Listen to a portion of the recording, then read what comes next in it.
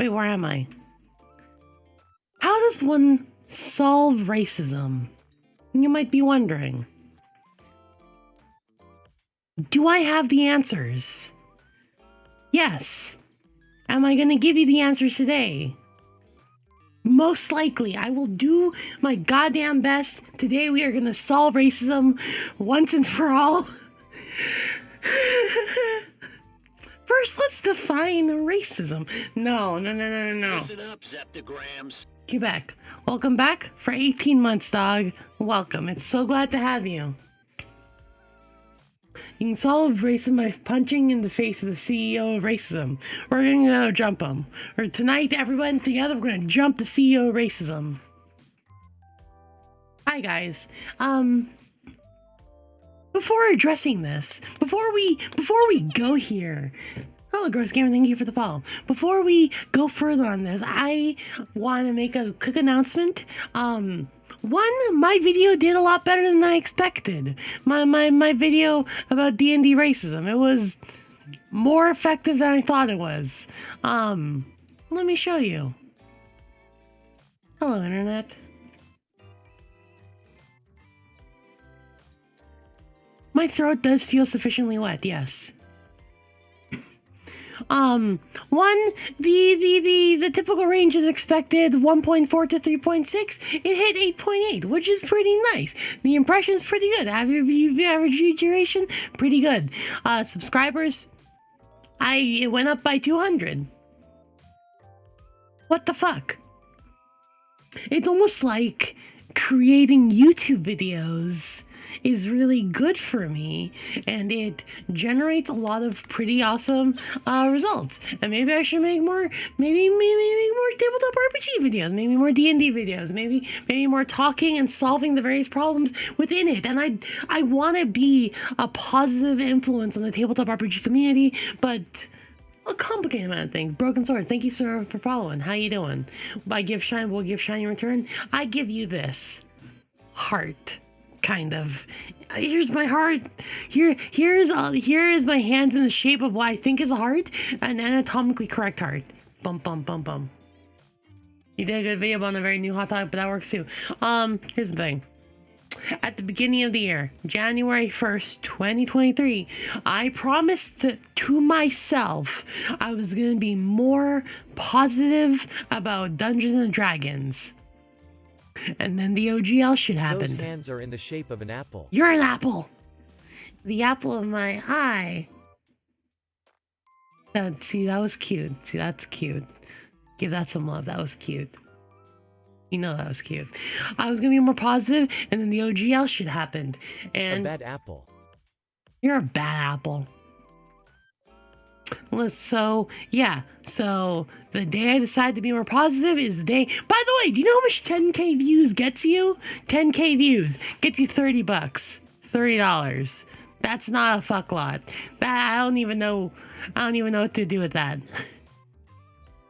Like, come on. What is that? That's not a lot of money. That's why I don't upload a lot of YouTube videos. Cause that's something from nothing, which took me like 5 minutes to record. But finding the topic is always difficult. Yada yada yada. That is easily sushi. But it's not something to stick into the bank. I currently make more on Twitch, but if one day YouTube ever becomes much better overall, I might just move over to streaming there entirely. Who knows? Who the fuck is gonna make 100 videos, Millie? Nah. Yeah. I know. You guys are so... More than anything, I love how much you guys believe in me. You guys would believe that if I make more YouTube videos, they'll all do well, and they'll all be super popular, and that will help me grow the most. And you're right. You do believe in me, and I cannot thank you guys enough for that. Honestly, it's very sweet. Thank you. I currently only stream on Twitch, but I've done some streams on YouTube and they're not amazing, so I'm like, okie dokie. Wait on that one. Thank you. Get back, really? Not gonna lie, you shitpost on my breathing so much, I sometimes wonder if you actually like me, but that's very sweet, thank you. Thank you. I did do the Deltarune streams on YouTube, yes. Yeah, so I am currently dedicating myself. Every Wednesday I'm trying to record one video, and it's not a lot, but I hope that's a good start. Every Wednesday I want to start recording at least one video and releasing that by like the next Wednesday. So every Wednesday, that's the goal. Thank you so much for the sub graphic, tier 2 for 25 months. You've been here for over 2 years. Thank you very much. I'm very glad you're my mod. I really appreciate you. Cybertiger, thank you so much for being here for 28. Holy crap. Thank you and welcome. One video a week is pretty good. That's fair. That's fair, Skyfarter. That's fair. What would it take to get me to play Reciteer? Fuck, very little. I would need... I fucking love Reciteer. I've been doing a replay of it like on my own time, but for stream, what would it take would be like nothing else to play, which is very difficult. Like, Reciteer is nice, but like shopkeeping, things like that are very tedious. Like you will be doing the same thing. Yeah, I don't like capitalism, but capitalism Ho as like a small business owner, she's really cute. When she eventually becomes like a kingpin, it's like, whoa, what have I done? But you know, it's cute getting there. I might do that for like a YouTube stream, who knows? I have not heard about the trailer for the game Stray Gods, no. I am not a capitalist. I am anti-capitalist, actually. You might even say. What's the opposite of capitalism? What is anti-capitalism? I guess that's it, anti-capitalism. No, communism is something different. It's about sharing. So communism is about like sharing your resources. Capitalism is about like you know, gathering them all at once. So anti-capitalism is saying, hey, what you're doing is a dick move, and not necessarily promoting communism. I am anti-capitalist, not necessarily pro-communist. Yeah, capitalism is just, yeah, I'm an anti-capitalist because I think, hey, if you're doing that, you're a dick. Yeah, let me see. Stray Gods. No, it's not anarchy either, because anarchy is trying to like unravel the various societal things that like keep us down. And yes, I am kind of close to that, but also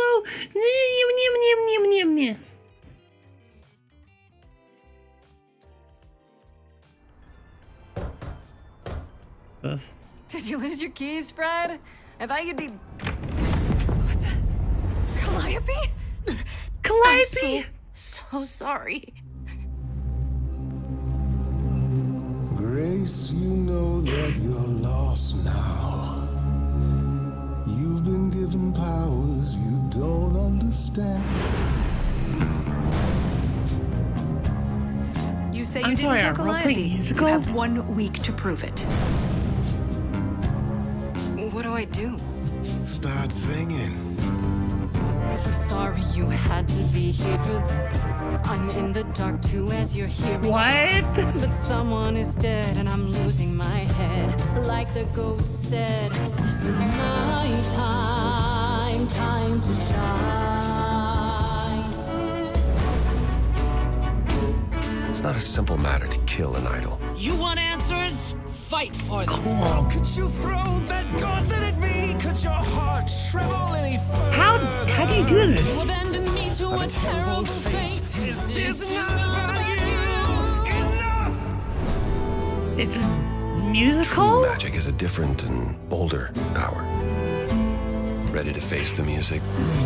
Only you can decide. Lost in a moment, lost in a song. Laura Bailey. You're always looking out for me, Freddie. Best friends to the end, right? Lost in a moment, lost in a song. I wish I knew where I fit. Surely your life is just beginning. Lost in a moment, Very soon, lost in a moment, the idols will be no more. lost in a moment. Cool. That's actually really interesting. I might give that a look. That actually is kind of interesting. But yes, so you guys believe in me. Thank you so much. So I just want to shout you guys out. Thank you for being here. Thank you for supporting. If you want to be a more direct supporter, there's always a sub or a dono. All money right now is going towards a PS5. I kind of want to play Final Fantasy 16. And guys, I can start streaming PS5 games. Wouldn't that be kind of sick? Neko, have you seen FF16? It's really fucking good. It's really good. And hey, me streaming PS5 games would be pretty good. And guess what? That would be tax deductible. That would be super tax deductible. What exclusives does a PS5 have? Final Fantasy 16? I have a capture card. It's fine. I've done some Switch streaming. Yeah, guys, if you have just a little bit extra to spare, maybe a sub or a dono.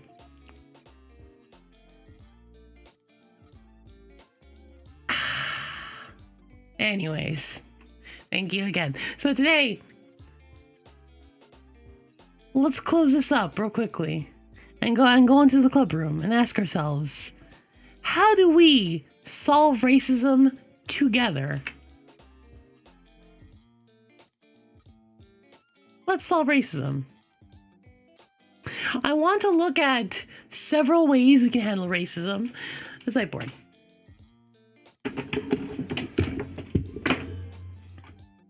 First off,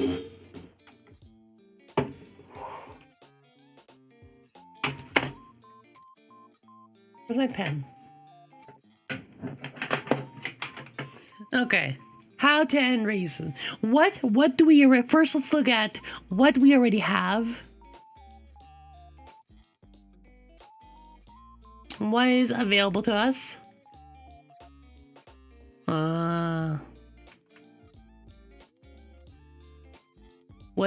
My writing has gotten really bad in the last little while because we haven't done a sideboard thing in a while.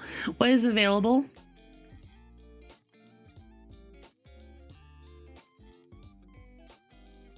Oh, my handwriting is garbage. What is available? We have 5e custom lineages.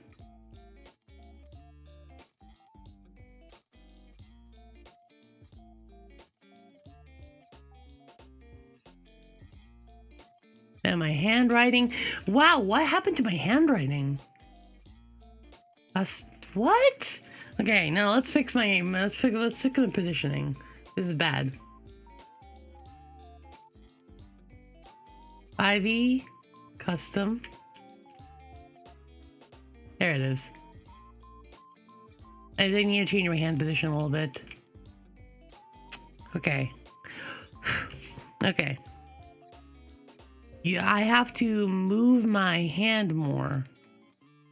We have 5e custom lineages. We have a third-party splat book.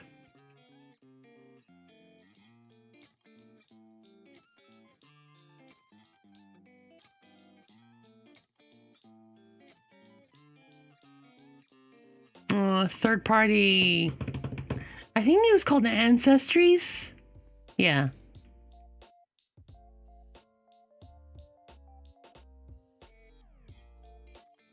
And we're gonna look at that as well. They're actually third party books. Also, I want to look at Dragon. I want to go over Fantasy Age.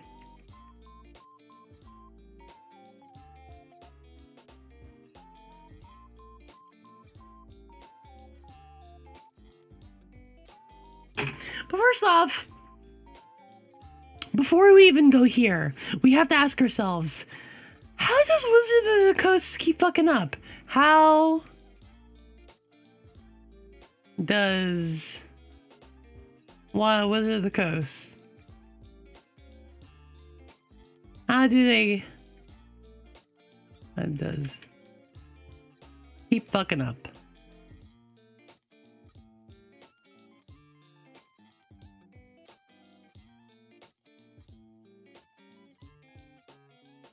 Like, they have tried to solve racism multiple times, but they keep not getting it. And how do we get it? You know what I mean?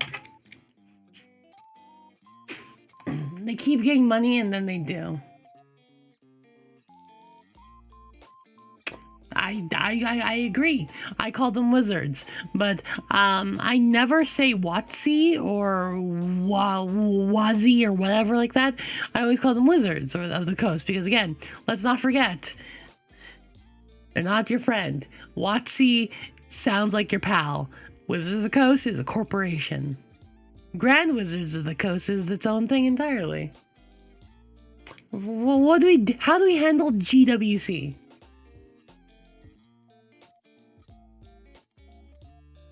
Part of the problem is baked into the history of games, since Gary was a biological essentialist, and the idea of different races kind of drips down from that. That is a very fucking good point, Evelyn. And let me find the video about that one.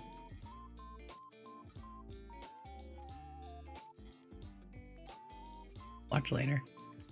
Sorry. Gary Gygax, bio essentialist.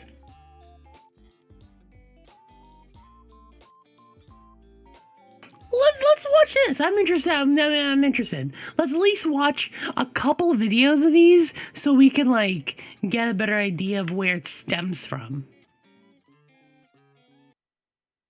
Hey you, come here. You ever notice that there's a massive problem in the Dungeons & Dragons community? One that has gone far too long unspoken of and unaddressed. Because you know that feeling that you get sometimes when interacting with other Dungeons & Dragons players? Or when you watch a YouTube video where a creator is giving their opinion on the game? Or even when you watch your favorite actual play? What you know is the this feeling accent? I'm talking about sometimes. It's like April a Maz, voice thanks for the in follow. the back of your head. These people are idiots. They have no idea. What is his accent and why am I so annoyed? Why am I so annoyed? Idea how to play Dungeons and Dragons. Well, I'm here to tell you right now that you're absolutely correct. All of those people Not are British. idiots. They are 100% wrong. Everybody, everyone but you is wrong. They are playing Dungeons and Dragons wrong. Isn't that great to know? Of course, It doesn't sound that's partly Aussie, because and she doesn't sound everybody British. is playing I Dungeons don't and think she's Dragons Aussie. wrong. Even you, even me. She doesn't Oh, sound Aussie to That kind me. of hurts the channel a little. And this is a bit of a problem for Hasbro Wizards of the Coast, especially if they're looking to corral us all into a cattle pen just as they sharpen the knife. Yes, that is indeed my analogy for 1D&D. Analogy? What is that? How did you say analogy? Just as they sharpen the I'm knife. sorry. Yes, that is indeed my analogy for 1D&D. Cut us. You see, the reason for this is that there was an D&D that we've sort of left behind. Gary Gygax, Dave Arneson, they created Dungeons and Dragons, and they had a very particular it. idea. It sounds as if an Australian person was trying to do the transatlantic accent from 1940. That's it. I think it's a transatlantic. I think it's like an Australian doing transatlantic. That's the vibe I'm getting. Of what the game looked like when they dungeon mastered. So she is overemphasizing transatlantic patterns. That's it. That's it. which is now a verb, their games, they did so from behind plywood screens like a medieval priest with a Home Depot budget. And they played this Home Depot? Home Depot? Is that how you pronounce it? Home Depot? That's... Yeah, okay, there it is. Yeah, like a medieval priest with a Home Depot budget. And they played this way so that the player characters in their adventuring parties couldn't see them DM at all, except for the occasional glimpse of a pizza grease-stained hand emerging to hand over dice that needed to be rolled. I'm trying to learn why Gary Gygax is like an asshole, and now we're listening to this lady with an Australian transatlantic accent. In order to determine the resolution of some, perhaps, fatal check. The original intent of the creators of Dungeons & Dragons was for the Dungeon Master, or referee, to merely act as an impersonal actor that narrated the exploits of the party. I get Gary Gygax is like, you know, like an annoying white dude, but at the same time, why? Because, like, not... Okay, I can't believe I'm saying this in our Lord of the Year 2023, but not all men are assholes. And Gary Gygax, he's a particular asshole. And to be frank, while a bit novel now, that also sounds like a game that I wouldn't enjoy. It sounds a little bit ghoulish to me. I like to look my players in the eye when I tell them that their character is dead. But it does make sense that if you perceive Dungeons & Dragons to be a game focused on exploring a hidden map simply through the aid of verbal directions coming from a referee, that's your game, right? Dungeons & Dragons was originally intended to be a game about dungeon exploration. I guess the clue was in the name. But not everybody has or wants a confessional booth in their kitchen. And most people don't play Dungeons & Dragons that way anymore. Ask the average D&D player who their party mapper is, and you'll draw a blank look. That, by the way, is the player whose job it is to draw out the map as the party explorer. Hell, the idea of the party having a designated caller is anathema to most people's experience of the game now. The caller, by the way, was envisioned to be the party receptionist in charge of collecting all the other players' decisions in a round and communicating them to the GM. We've sort of lost these party rules. That culture has been gone for a while. Things in the Dungeons & Dragons community have changed since those days. And this is all before we even start talking about, oh no, it's Matt Mercer!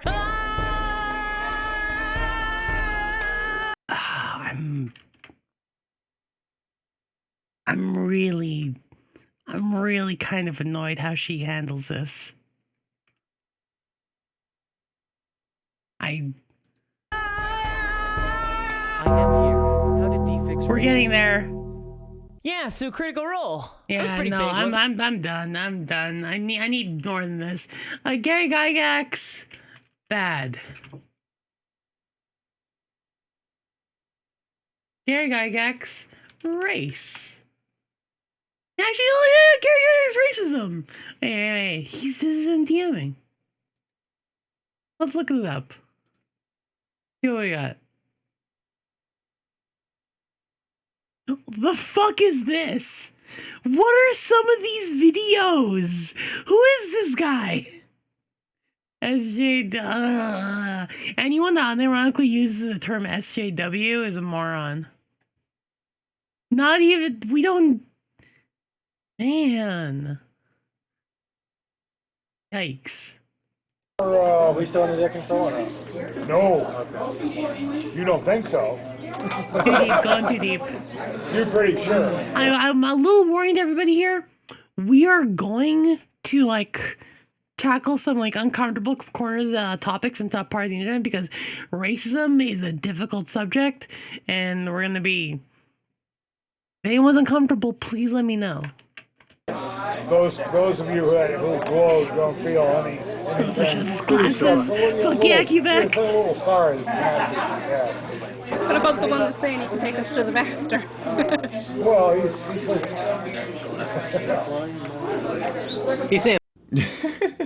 What a goofy video on this new website, YouTube. Anyway, time to check out that new D&D Q&A forum post with Gary Gygax himself. An eye for an eye and a tooth for a tooth is by no means anything but lawful and good. Prisoners guilty of murder or similar capital crimes can be executed without violating any precept of the alignment. Hanging is likely the usual method of such execution, although it may be beheading, strangulation, etc. Cheers, Gary. Really, Gary? So your troubles and confusion over alignment are not your fault. But we can't blame Mr. Gygax for everything. Alignment is still around because it's an important part of the game, and we are going to talk about how to make it fun. Not really what I'm looking for. I'm looking about racism, but thank you.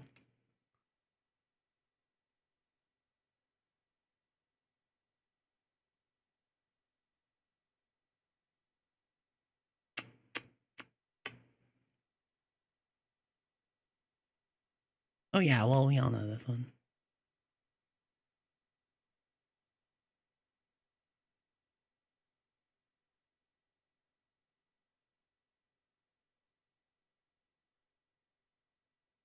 No, God, yeah, I'm trying to figure that out. Yeah, Gygax is nuts for nits in the essay. Yeah. Gygax is nuts for, wait, what? Gygax nuts for nits. Oh.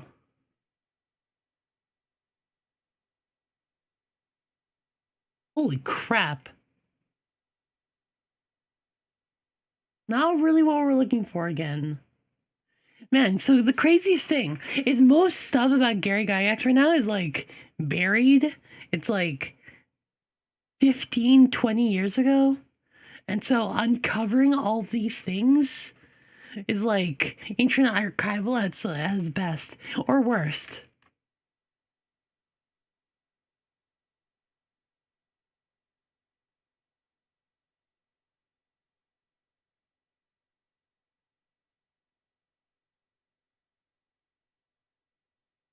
Mm-hmm.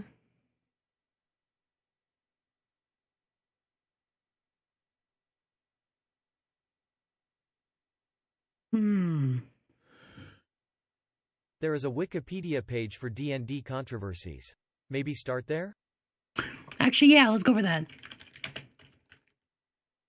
Controversies Wiki. Hey, Jeffy, welcome. I'm doing my best, thank you.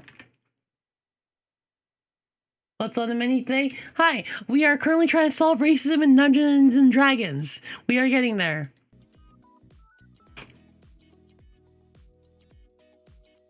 Currently, I am also trying to save for a PS5 to play Final Fantasy 16. So if anyone's interested, a corner. Mazes and Monsters, Satanism, Patricia Paul and Bad, Nightmare Special, Led Von Stein, TSR removes satanic monsters, Boosters the Coast relaxes restrictions. I mean, I don't kind of don't remember the critical hits because the one covers on. Yeah, critical hits were awful. But also, like, it's fun. Research on gaming and suicide?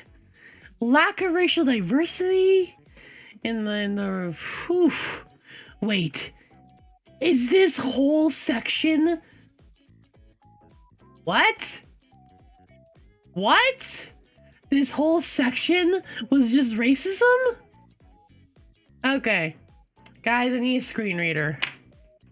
That has a screen reader, right? Okay, let's go. How to fix racism in Dungeons & Dragons 101 with Bonenoble. Step 1, just play a different game. I know, I agree, but also at the same time, yeah, I want to solve it and not just run away. Lack of racial diversity in the early editions of Dungeons & Dragons. Humans were coded as culturally white and depicted as racially so in illustrations in game manuals. 44. Clarification needed. Of the hundreds of illustrations depicting adventurers in the 1st edition and 2nd edition Player's Handbook and Dungeon Master's Guide, there were no non-white adventurers. 45. 80. The Eurocentric focus has its roots in the source material, specifically Tolkien's work. 45. 80 supplements depicting non-Anglo-Saxon influenced cultures, such as Oriental Adventures, 1985, Jesus. Mastika Campaign Set, 1991, Al-Qadim, Arabian Adventures, 1992, and The Jungles of Chult, 1993, were added to the game Oriental over time. Adventures. However, Critics have highlighted that many of these depictions use problematic tropes of ethnic groups. 46, 47, 48, 49. Asians at the time of its release, Oriental Adventures, 1985, was a bestseller. Since then, fans and designers have criticized how the book represents Asian culture. 50, 51. The book utilizes what Edward Said referred to as Orientalism, a way of reducing the complexity of Eastern culture to a set of problematically racist and sexist stereotypes. 51. Aaron Trammell, in the academic journal Analog Game Studies, specifically highlighted how the addition of new ability scores, comeliness and honor, place a focus on Asian appearance and social worth. Trammell wrote that, both comeliness and honor show how Gigix's appreciation for Eastern culture is articulated through a set of game mechanics that both quantify this culture and compare it to the invisible and assumed dynamics of Western American culture. This mode of reductionism encourages players to imagine Eastern culture as if it could be contained by a single text and represented through a single Oriental campaign setting. At its most problematic, Asians get a second. Oriental Adventures represents a complex and multifaceted set of cultural interests through a single and singular set of game mechanics. 51. Game designer Daniel Kwan. 52. Racist species Highlighted won't that change the supplement anything. uses depictions of Asians that are violent and savage, uncivilized and in need of foreign saviors and as objects of fetishization. 53. Hold on. But before we move forward, changing the word will not help. Because what it does, it causes, like, so here's the thing. Changing racist species, even though they are greatly different and it's much closer, one, it doesn't stop the underlying problems. People see there's like a parallel between the fantasy races and like what we deal with, and there is a lot of influence, but there shouldn't be. They should have their own cultures, but and formate their like own like structures of living. To be tribal is not necessarily an attack on any real life like tribes or whatever, but it is just another formation of like how people gather. But when you start getting into like facial descriptions and how you parallel them with various traits from IRL stuff, that's when it starts getting really fucky. Calling them species, one, doesn't sound as good, but two, it doesn't feel as accurate either, because species by its like nature, they shouldn't really be able to like cross the streams, because when the species are too different, they can't do that. Lion and tiger, different species, but they can cross, and it creates mules, which they can't produce. Species adds too much of like a technical element to it that makes it closer to reality, and the closer it gets to reality, the more these parallels are going to get drawn. I like ancestry, I like lineage. Species is just not right. Hey Malik, how about not adding me with every message? I see all these messages, trust me.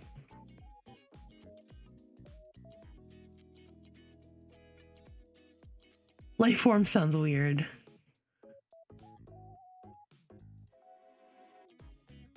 Heritage, lineage, ancestry, that's a bit more fantastical than species. When you try to be too technical, people are gonna be technical.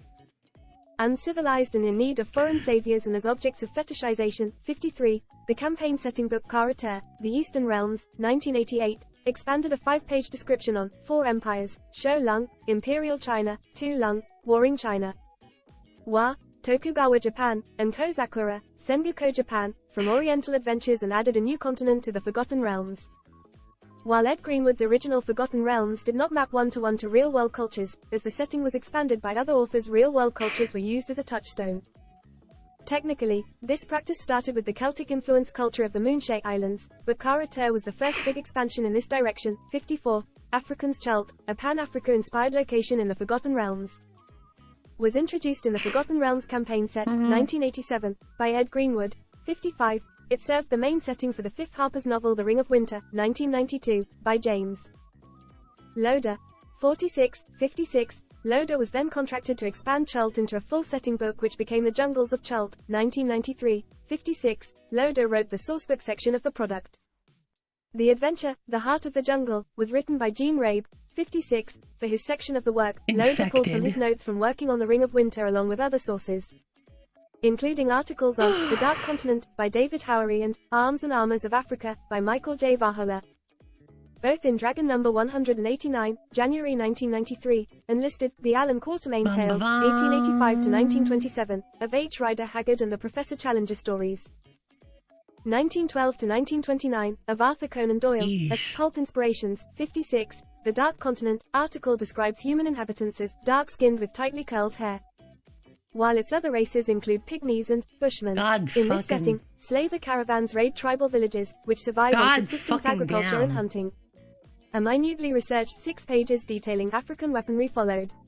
Citing 8 anthropological or historical texts, 46, Chult's major city Mesro is described in this 2nd edition book as a rival to some of the most civilized population centers in Faerun, 57, by 4th edition. Chult was struck with disaster. Human civilization is virtually non-existent here, though an Amnian colony and a port sponsored by Baldur's Gate cling to the northern coasts, and a few tribes, some noble savages, others depraved cannibals. That was 4th edition? Cecilia D'Anastasio, that was 4th edition? wrote that the campaign setting has been written off as tone deaf. 46, Tomb of Annihilation, 2017, an adventure module for D&D 5th edition, was criticized by both Paste and Kotaku for the book's depiction of the Chult setting. Cameron Kunzelman, for Paste, wrote, "It is important to note that the jungles and dangers also have a slight feel of darkest Africa to them. And the Chultan people are dark-skinned." 58, Kunzelman highlighted that places like the design of the Batiri, a culture of goblins who wear massive tribal masks and literally stack on top of each other to make a totem pole for warfare. 58, Cecilia D'Anastasio, for Kotaku, wrote, "While many players I talked to enjoyed how the history and political structures of Chult were expanded in Tomb of Annihilation, they were still unimpressed by its execution. Its setting is an amalgamation of African cultures, a trope frequent in 20th century media that flattens the dimensionality of human experiences on the continent, which contains hundreds of ethnic groups." 46, Humanoids and Monsters. The non-D&D book Fundamentals of Game Design, 2013, states, "In RPGs, race refers to groups of real and fantasy humanoids such as humans, dwarves, elves, giants, and so on. A better term would be species, but race is the term established by convention." 59, Christopher Thomas, for PBS NewsHour, highlighted that Dungeons & Dragons creator Gary Gygax was a self-described biological determinist. Yep. Which influenced the design of the game. 60, level caps for non-humans and demi-humans in early Dungeons & Dragons meant... This is what we're looking for. This is the article we're looking for. We're going to talk about this in a bit, but let's continue this. That was the article I was looking for. The game. 60, level caps for non-humans and demi-humans in early Dungeons & Dragons meant these characters could never achieve the same degree of growth as human characters. 60, I'm sorry, Chris Van what? Dyke. In Race in Dungeons & Dragons, wait, humans what? are the normative race, and given the Anglo-Saxon level caps for non-humans and demi-humans in D&D meant these characters could never achieve the same degree of growth as human characters. What the fuck? What? No, I didn't. In Race in Dungeons & I Dragons, started with 3.0. In Race in Dungeons & Dragons, wrote, "Humans are the normative race, and given the Anglo-centric depiction of human culture in the game, humans can be interpreted as representing white people. They are normal, while all other races, whether good or evil, are to some extent exotic and otherized." What is this? 80 historically. In 1938 has some races in Dungeons and... Who'd have guessed? Right? Crazy. Hold up. Is this a book? Is this a book?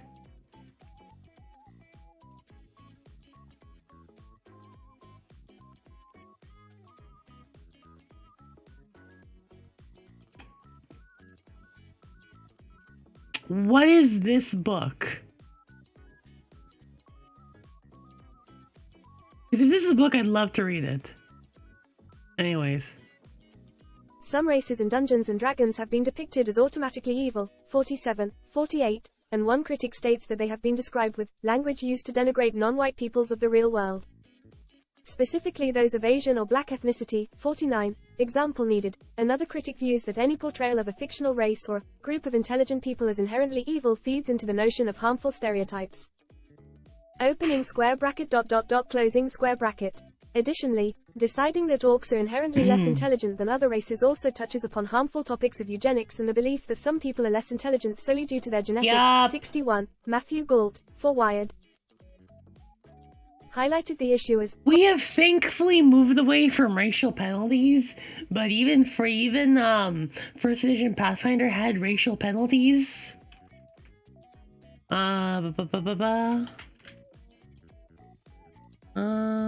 PFSRD.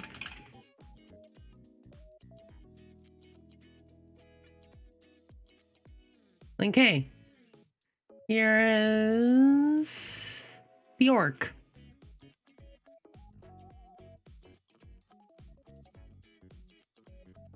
Oh man. Wow. -2 int, -2 wisdom, -2 charisma. Pathfinder really said they're dumb and ugly. People forget that. highlighted the issue as complicated and fraught. It's tied into a history of racial stereotypes and nerd power fantasies. 52. However, in 2022, +4 strength. Academic Christopher Ferguson reported that the game was not associated with greater ethnocentrism, one facet of racism, attitudes, after he conducted a survey study of 308 adults, 38.2% non-white, and 17% Dungeons & Dragons players. Ferguson concluded that Wizards of the Coast may be responding to a moral panic similar to that surrounding Satanism in the 1990s. 62. Orcs main article. Orc, Dungeons & Dragons. Orcs were popularized by fantasy author J.R.R. Tolkien and are found in many fantasy games. The modern depiction of orcs originates with J.R.R. Tolkien's Lord of the Rings, 44, 63, which depicts them as deranged and repulsive versions of Mongol stereotypes and inherently evil humanoid creatures. 61. The depictions of orcs in Dungeons & Dragons, 1974, and Advanced Dungeons & Dragons, 1977, were the first major appearances of orcs outside Tolkien's work. 44. Helen Young, an Australian academic, highlighted that the descriptions of orc bodies resonate with anti-black racist stereotypes, and comparison to animals, particularly pigs, is common in almost all editions of D&D up to the present. Opening square bracket ... closing square bracket. That orc bodies are violent and belligerent is iterated and reiterated with each issue of a new edition of D&D rules. 44. Chris Sims, in the 4th edition book Wizards Presents, Racism Classes, 2007. Wrote, where dwarves gather and build, orcs scavenge and destroy, and where dwarves are dutiful and industrious, orcs are treacherous and lazy. 64. 31. Some view orcs as a representation of the other. A philosophical concept used to paint entire cultures as being somehow inferior or evil because they were different. 61. Gabrielle Lissauer, in the tropes of fantasy fiction, highlighted that the Eberron campaign setting subverts the classical racial presentation of orcs as savages. Instead, Lissauer wrote, these orcs are interested in peace and keeping the world safe. Opening square bracket ... closing square bracket . They just want to live in harmony with nature. 65. However, the notion of orcs as a racist trope is controversial. The Germanic studies scholar Sandra Balith-Straubar argues against the recurring accusations of racism in Tolkien's Middle-earth, stating that a polycultured, polylingual world is absolutely central to the Middle-earth setting of Lord of the Rings, and that readers and filmgoers will easily see that. 66. Ferguson's 2022 study reported that only 10.2% found a depiction of orc monsters as inherently evil to be offensive. 62. Drow elves. Drow are depicted as an evil, murderous, dark-skinned subrace of elves that were first mentioned in the 1st edition Monster Manual, 1977, 67, 68, 69. The Drow Dritz Do'Edin, the most famous Dungeons & Dragons character, 70, is commonly presented as the one exception. A hero who overcame his evil culture to become a good person. 68. James Wyatt, in Wizards Presents, Racism Classes, 2007, highlighted that Dritz Do'Edin is a compelling hero because of the evil society he grew up in, the fear and prejudice he faces on the surface world, and the hatred the other Drow of Menzoberranzan still hold for him. 64. 49. Some critics have highlighted that the Drow, 48, are connected to the racist idea that non-white people are inherently bad. 71. In the book Dungeons & Dragons and Philosophy, I have that one. Author James Rosher states that the difference between Drow and Dark Elves in the Forgotten Realms setting is rooted in racist stereotypes. An acceptable lighter-skinned dark race side by side with only the most rare exceptions in the darker race, which is thought to be inherently evil, mirrors American history in a very uncomfortable fashion. 72. 98. The author further states his opinion that descriptions of wood elves and sun elves in the Forgotten Realms utilize stereotypes of Native Americans and Asians, respectively. And dwarves in Greyhawk seem to have traits that anti-Semites associate with the Jewish people. 72. On June 26, 2020. Netflix and Hulu removed the advanced Dungeons and Dragons episode of the TV series Community from their platforms due to scenes with Chang playing a dark elf by wearing elf ears and makeup resembling blackface. A statement from Sony Pictures Television said that the studio supported the decision to remove the episode. 73. 74. Attempts to address racial issues in D&D 5th edition in March 2020, Christian Hoffer, for Comic Book. Highlighted that Explorer's Guide to Wildmount reuses the orc race stats from Eberron, Rising from the Last War rather than the stats originally published in Volo's Guide to Monsters. Some of the differences include not having an intelligence stat penalty and the menacing trait. Hoffer wrote that the book takes an important step in specifying that no race of intelligent creatures is inherently evil, nor are they inherently less smart than other races. While many still see the idea of race in Dungeons and Dragons as problematic, Explorer's Guide to Wildmount at least removes one of the most problematic aspects of that part of D&D. 75. In June 2020. Polygon reported that the D&D team announced that it would be making changes to portions of its 5th edition product line that fans have called out for being insensitive. That includes racist portrayals of a people known as the Vistani, an in-fiction analog for the Romani people. The company will also be making a substantive change to character creation to broaden the permissible spectrum of character types within each of the game's many races. 76. In their official statement, the D&D team wrote, "Throughout the 50-year history of D&D, some of the peoples in the game, orcs and drow being two of the prime examples, have been characterized as monstrous and evil, using descriptions that are painfully reminiscent of how real-world ethnic groups have been and continue to be denigrated. That's just not right, and it's not something we believe in. Despite our conscious efforts to the contrary, we have allowed some of those old descriptions to reappear in the game." 77. 68. In July 2020. Wizards of the Coast added a sensitivity disclaimer to some legacy products that are on sale digitally. 78. Many of these products feature cultures inspired by Asia, Mesoamerica and the Middle East. 53. Sebastian Modak, for The Washington Post, reported that the tabletop community has widely approved these changes.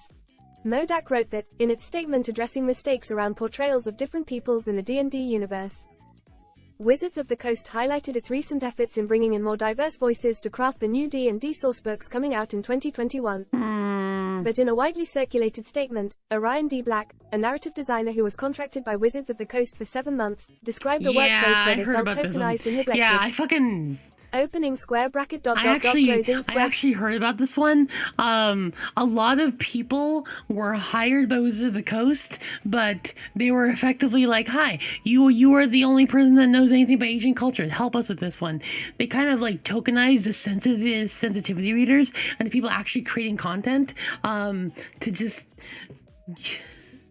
You know all of Asian culture, right? You're Chinese. You know all of China, right? And I'm like, man, I'm a bad Chinese. Like, I'll be honest with you guys. For a Chinese person, I'm not good at being Chinese. I bet my mom, we had so much Chinese food growing up, I practically hate it nowadays. But I'll still eat it. Corn soup, fucking amazing. Corn egg drop soup. Oomph. But other than that, yo, man. Wizards of the Coast is constantly trying to not be racist and constantly flubbing. But, you know, it's okay. They keep trying, right?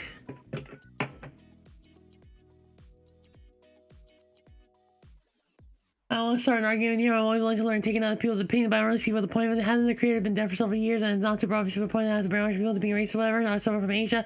On TV show, I feel the past is the past, it was a different time. It is.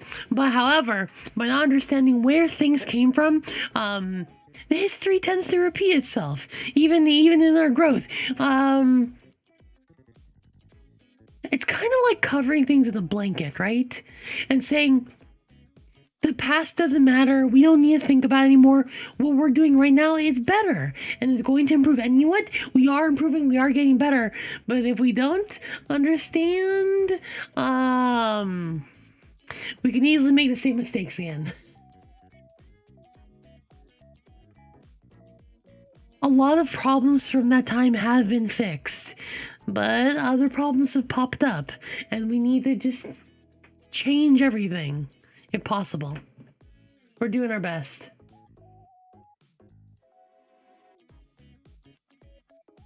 Opening square bracket ... closing square bracket. These conversations, around depictions of race and alleged treatment of employees of marginalized backgrounds and identities, have encouraged players to seek out other tabletop role-playing experiences. 79. In December 2020, Matthew Gould reported positively on the roundtable discussions Wizards of the Coast has hosted with fans and community leaders on diversity and inclusion. However, Gould also highlighted that other efforts, such as revisions to old material and the release of new material, have been less great and at times minimal. Gould wrote, WotC appears to be trying to change things, but it keeps stumbling, and it's often the fans who pick up the pieces. Reddit and other online forums contain dozens of revisions. WotC is trying to make changes, but it often feels like lip service. Opening sorry, square bracket ... I kind of want to address closing. this. The fuck do you mean learning not to censoring everything would mean censoring history, right? We're not trying to censor history. We're trying to learn about history so these things don't happen again. And when I say not happen again, is less about censorship and being like, hi, let's ignore what that is, but we learn to identify where things have gone wrong and just try not to do that again. That's not censorship. It's trying to like move away from bad ideas. Damn. I'm not really sure where your argument is coming from.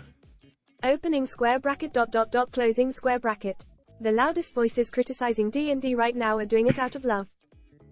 They don't want to see it destroyed. They want it to change with the times. 52. Tasha's Cauldron of Everything. In November 2020, Wizards of the Coast published a new sourcebook, Tasha's Cauldron of Everything, 2020, which includes new optional character creation rules including updated racial rules. 80, 70. Ambina, we are currently learning about racism in D&D. On the changes to racial ability score bonuses said, contrary to what many people might think, those ability score increases that are in those different options, they're not there for game balance purposes.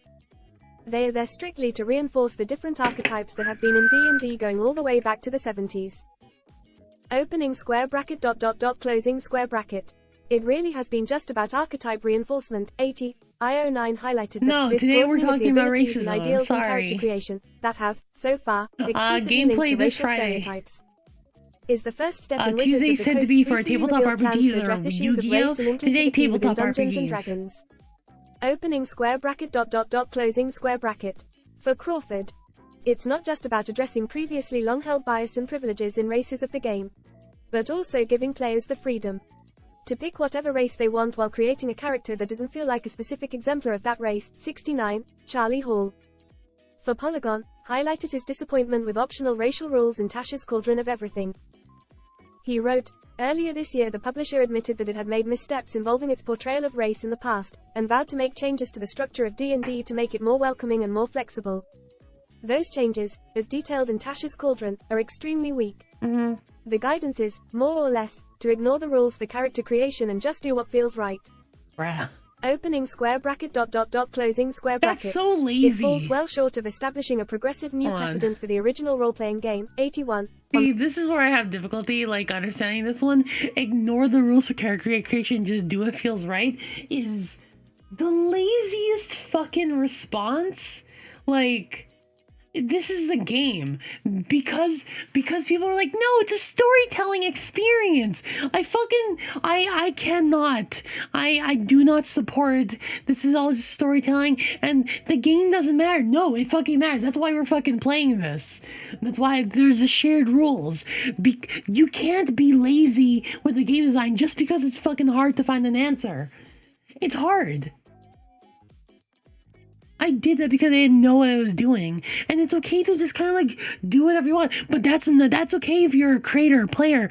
But that should not be what the designers and developers are saying what you want to do. That's different, because people will ignore. That's fine. But the game rule and base, as creators, you have to actually think about design. Opening square bracket ... closing square bracket. It falls well short of establishing a progressive new precedent for the original role-playing game. 81. On the origin customization in Tasha's Cauldron of Everything, Liam Nolan, for CBR, wrote, One of the biggest controversies surrounding Dungeons & Dragons has been the game's prescriptivist approach to race and the way it embraces problematic stereotypes. We're doing our best, Weezen. Opening square bracket ... closing square bracket. While customized origins do not undo any of the damage that's been done, they do provide a path forward for making Dungeons & Dragons more accessible and less problematic. 82. Corey Plant, for Inverse. Also highlighted the customization options in Tasha's Cauldron of Everything and wrote, to an extent, this kind of flexibility could jeopardize the core identity of the game's races and classes. Opening square bracket ... closing square bracket. Traditionalists might frown upon these rules if their loyalties lie with previous editions and their more rigid game structures. But a major factor in D&D's exploding popularity over the last several years has to do with the 5th edition, the loosest and most accessible version of the game ever made.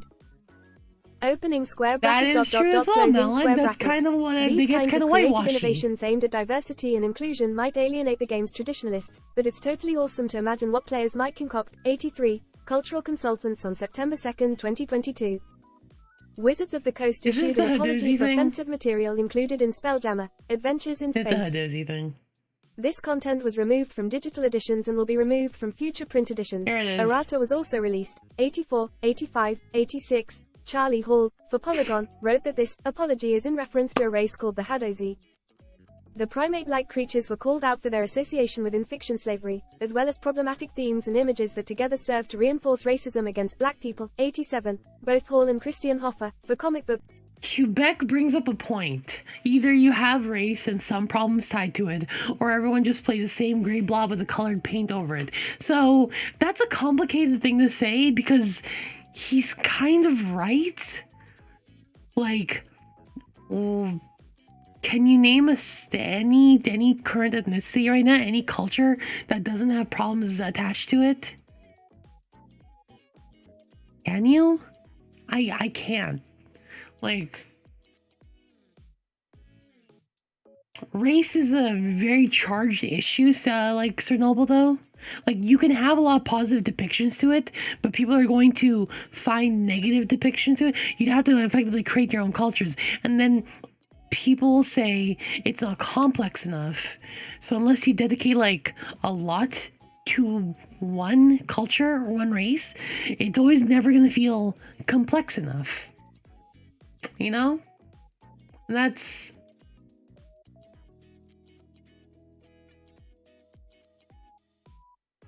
It's a little complicated. I think you can have positive depictions, but the existence there draws upon history and bad things that have happened concerning that. Like, bam.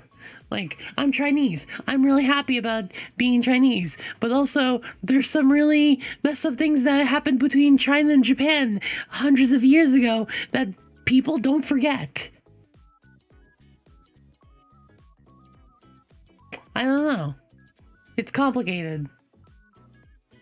I'm Filipino Chinese, and also there's a lot of negative depictions being Filipino as well. Like, what's my relationship to Spanish inquisitors? No, Spanish fucking people coming over and colonizing our place. Well, what's my relationship with the rest of Asia who looks down on us as servant people? Like, not gonna lie, the amount of fucking people in Hong Kong, Filipino people are considered like lesser class because a lot of us are like nurses, care aides, babysitters, yada yada, and it's messed up. So if you were to try to include the Filipino and culture in some kind of fantasy race, you have inherent connections because they'll start paralleling it to what happens IRL, and that having that kind of depiction and that parallel comes with baggage. Race comes with baggage, and we can make positive depictions in modern, you can never write enough to make the culture not look racist, but also you can't put any depth in it without including some issues. Man, that's... I don't have an answer to that. I don't have an answer. And that's one of the hardest things to, like, admit to this sort of thing.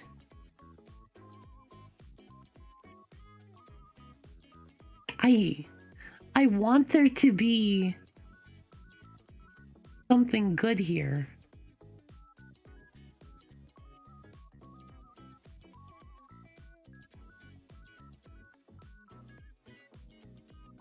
And even people that are like have a lot of opinions on race and have lived their entire life either positively or negatively associating with it. I don't know. It's...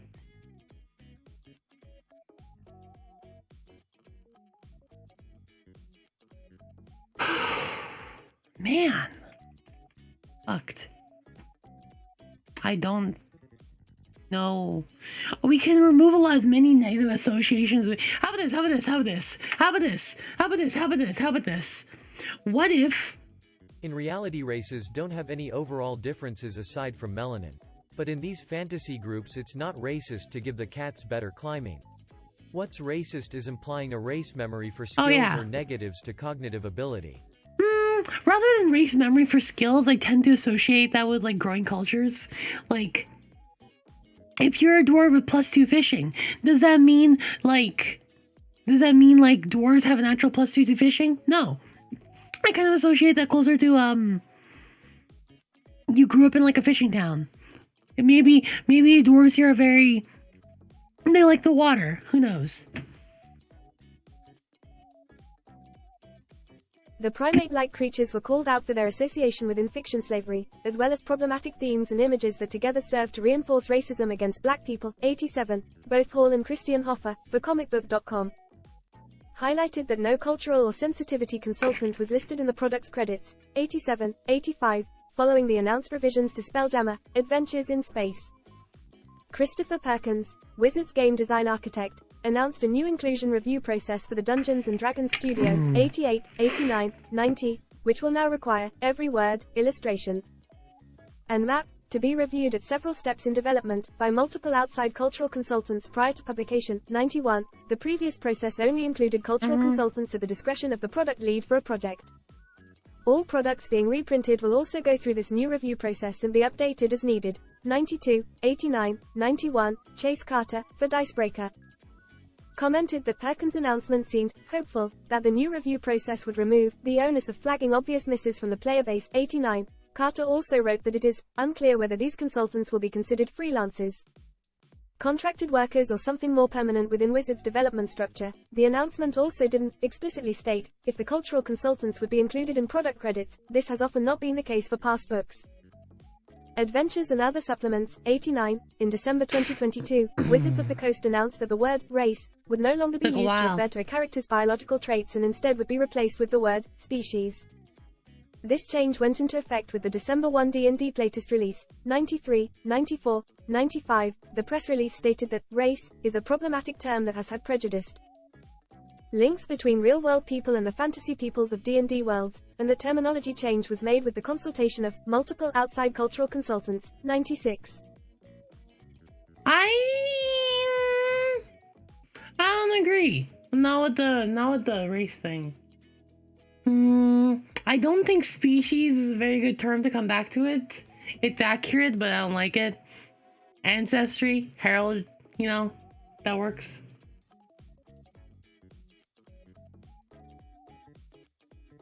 So,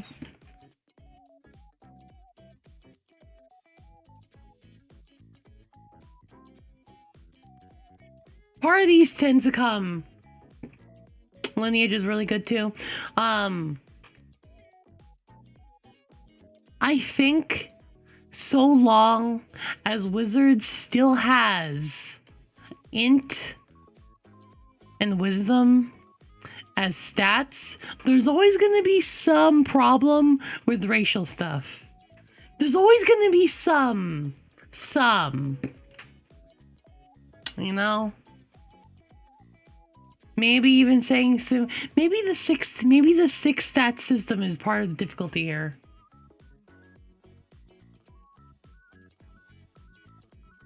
It's complicated.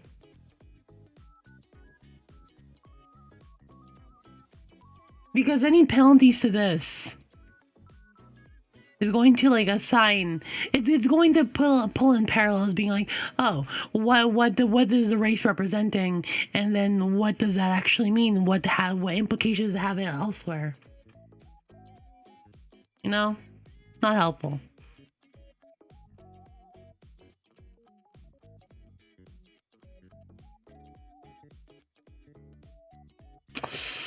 They can't decide if social skill, physical beauty. I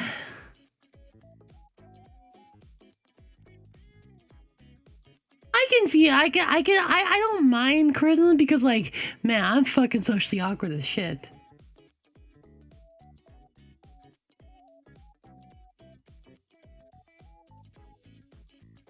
I personally add several stats based around each character's local culture and social upbringing. Not as good either. This is the most part for congrats to everybody selling. I mean, isn't that what Wizards of the Coast is, not gonna lie, kind of they did right by putting stat bonuses to your background. That was the right answer. Stat bonuses are in the background, not for bonus, not classes, not races, background, which is, that was good. Wizards of the Coast put stats on backgrounds, which is the right answer.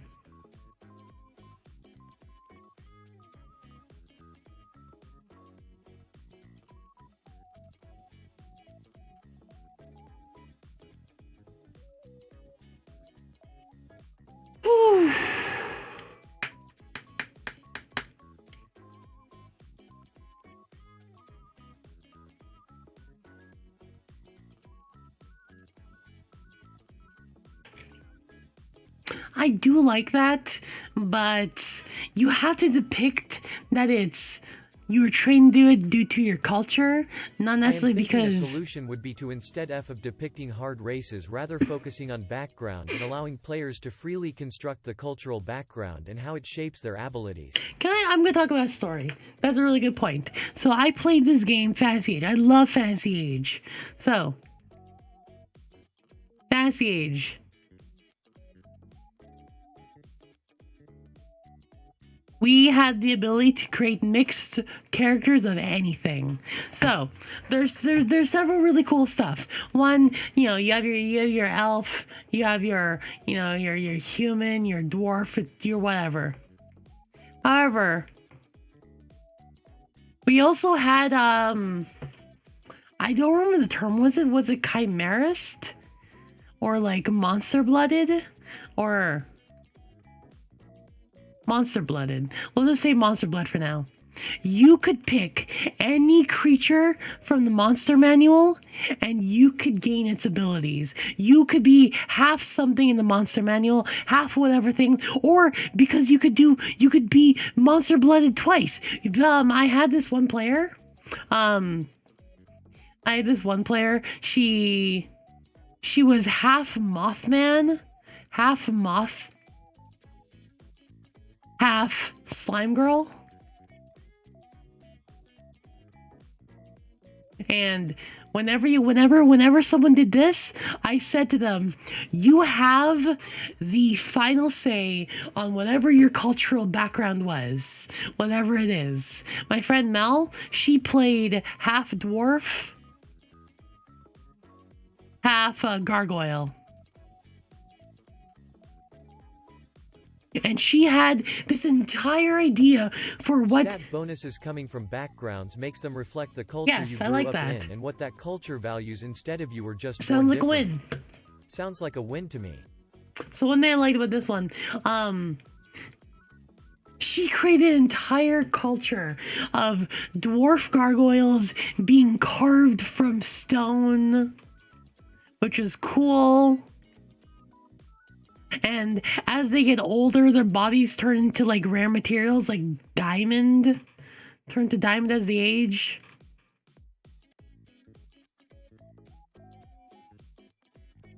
As they age.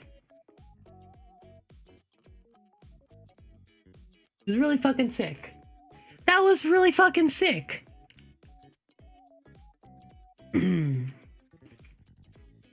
Make it so your race determines your physical stats. I mean, I don't know about that one either. That's not as bad, but not amazing. It is.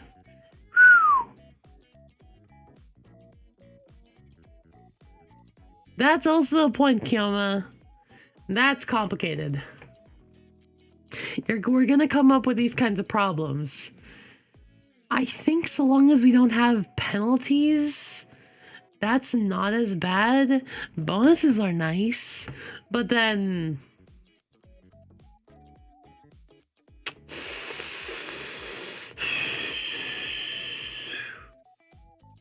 we can't fix it by adding more stats. This is a size bonus. There are none of guys that each one unit has a lead niche. I don't mind that either. It is.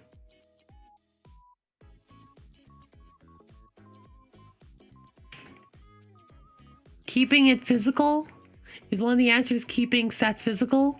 I'm gonna write it down.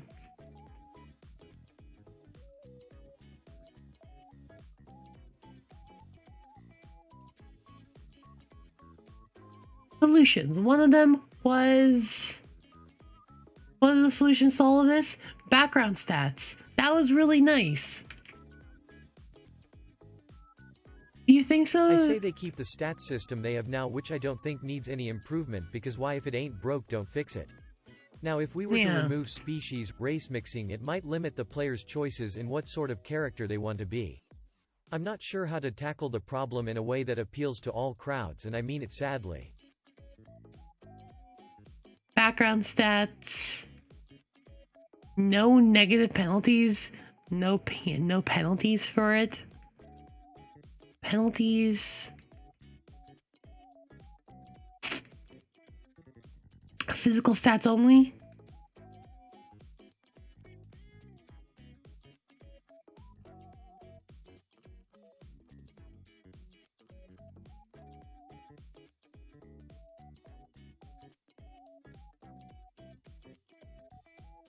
That's not bad.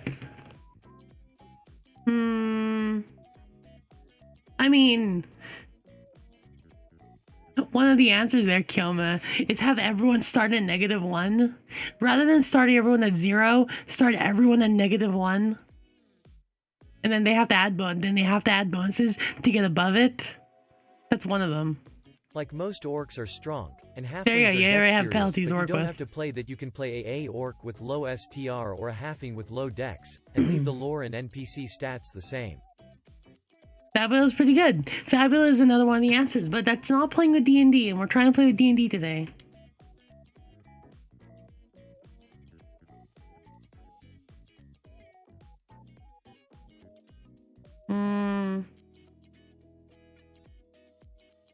Ends up being functionally system agnostic, ends up realistically up to the gurus to figure out what they work with.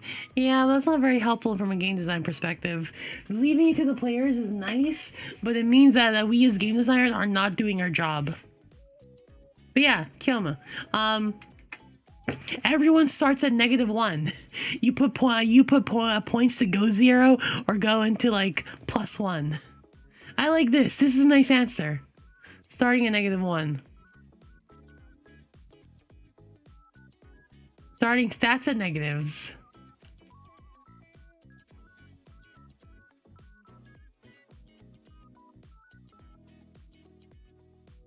Stats are negative. Wait, why did I say negative starting stats? Negative starting stats. for everyone. There you go. Oh yeah, there was a fortune early on. A son of a fortune for Soul and a fortune for Shadow Prince. Hold up. I forgot. I'm so sorry, Soul.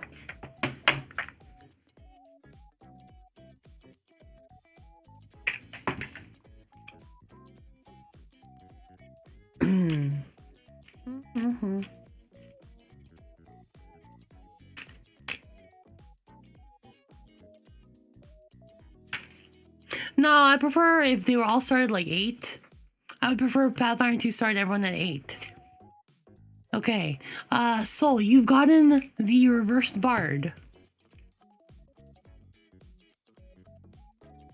The reversed bard is recklessness. Start something new even if you're unsure of the outcome. Trust your performance, but be prepared.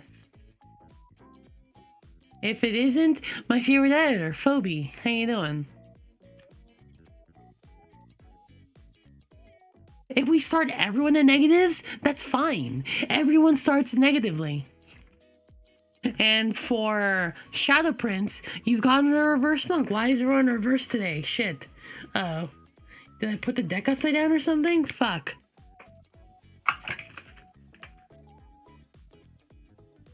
And the reverse monk withdrawal. When your world is out of balance, you can withdraw into your inner sanctum to clear your mind and quiet the storm. Be calm and face the tempest. Oh, no, that's just my old model. Hi. Look at that. Cool.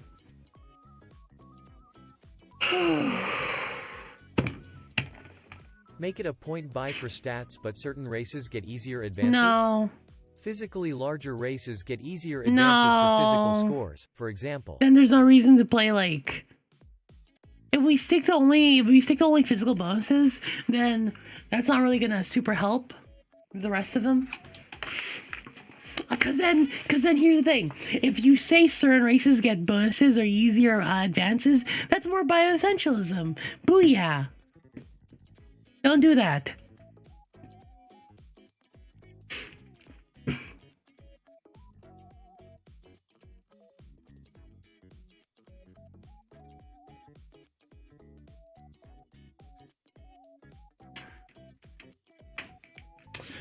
Personally, I find making low into wisdom, charisma 200 to give them wisdom bonus. Nah.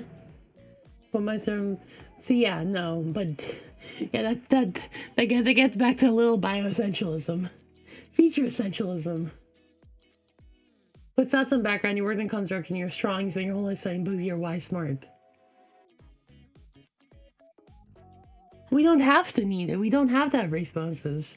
I'm not even saying we should have them. These are just possible solutions. I'm not saying these are the solutions, but these are things we can do as game designers to improve how to handle racial stats in the future. Class is good too.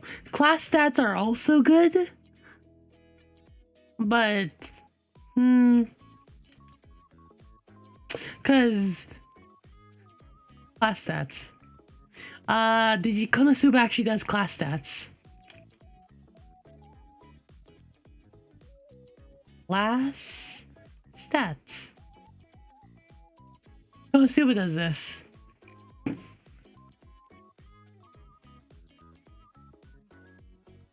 I don't think D&D is beyond saving, because we've from first edition, things have already changed massively. Amazing. No, here's the thing, Tom. I'm already there. I already play mostly everything else. I don't really play D&D nowadays, but I think that is also the lazy answer. I want to try, because here's the thing. No matter what we do, things will lead us back to D&D. Sadly, that is just how the network of externalities work. That's just how that works. Because everything stemmed from it. Everything exists to support it. You can split off into like any number of your branches, but it ends up supporting the largest here. Even if you go all the way out in Japan doing Sword World, it just brings people back to the D&D box.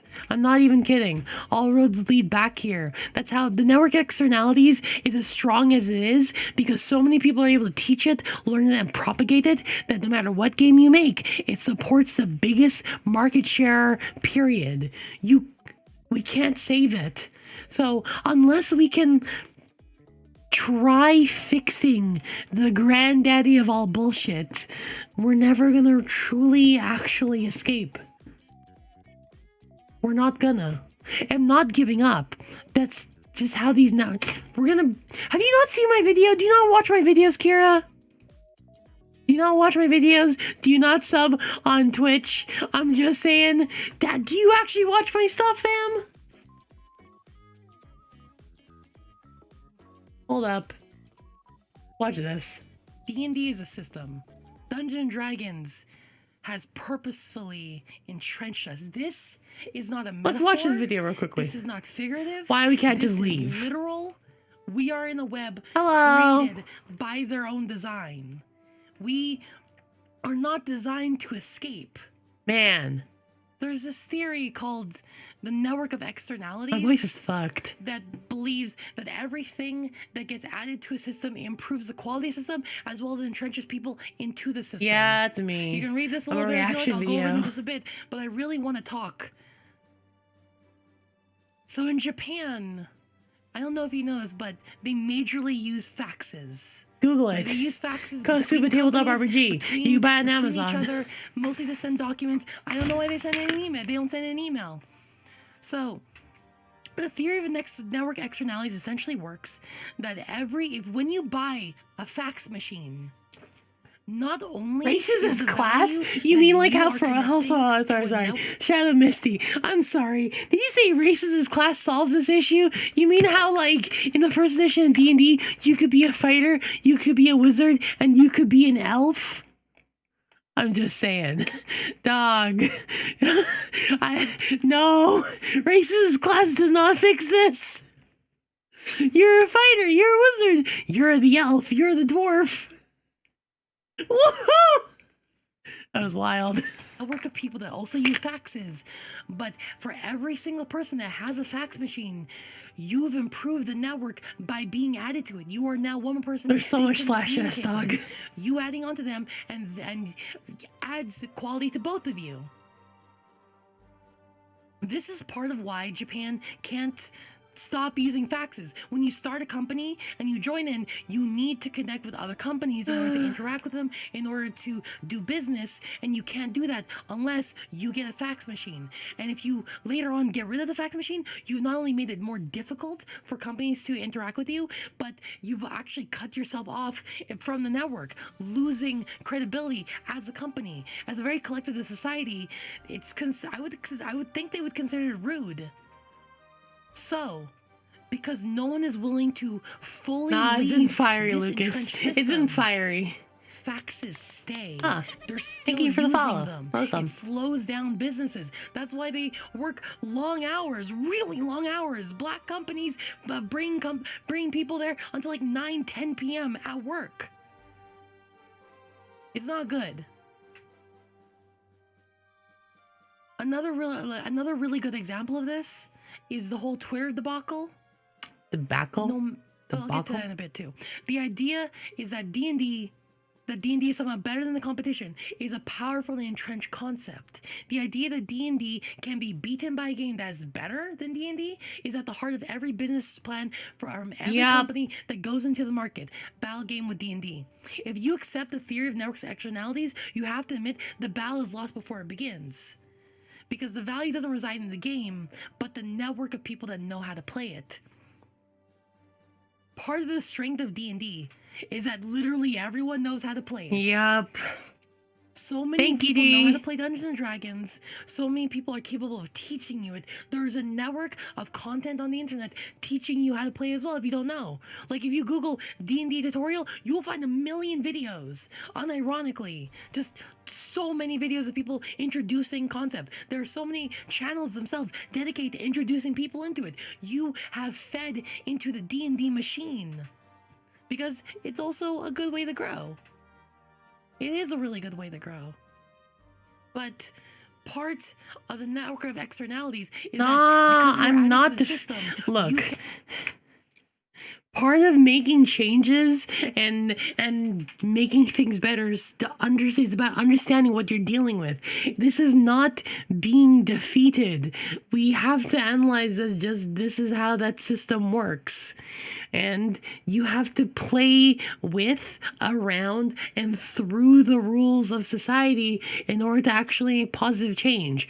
This is not defeatism. This is just kind of what we do and what we deal with. Here's the thing. Almost all of you know what D&D is, but do any of you know what's fucking, I think of a game you might not know. I mean,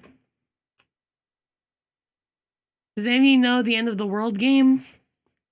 Can any of you name all 4 of the End of the World series? Alcavidian, name all 4. There you go. Eat shit. D&D is so strong because we can all... Ivan, I know you can. I know you can. Respect. Zombies. That's 1. Come on, Evelyn. Aliens. 2. Come on. 2 more.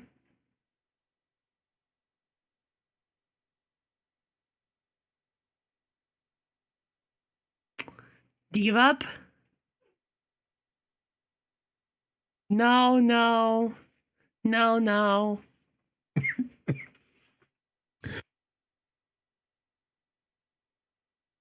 No, literally name 4 RPGs from the End of the World series. By the way, yes, robots, zombies, aliens, robots, and old gods. There's 4.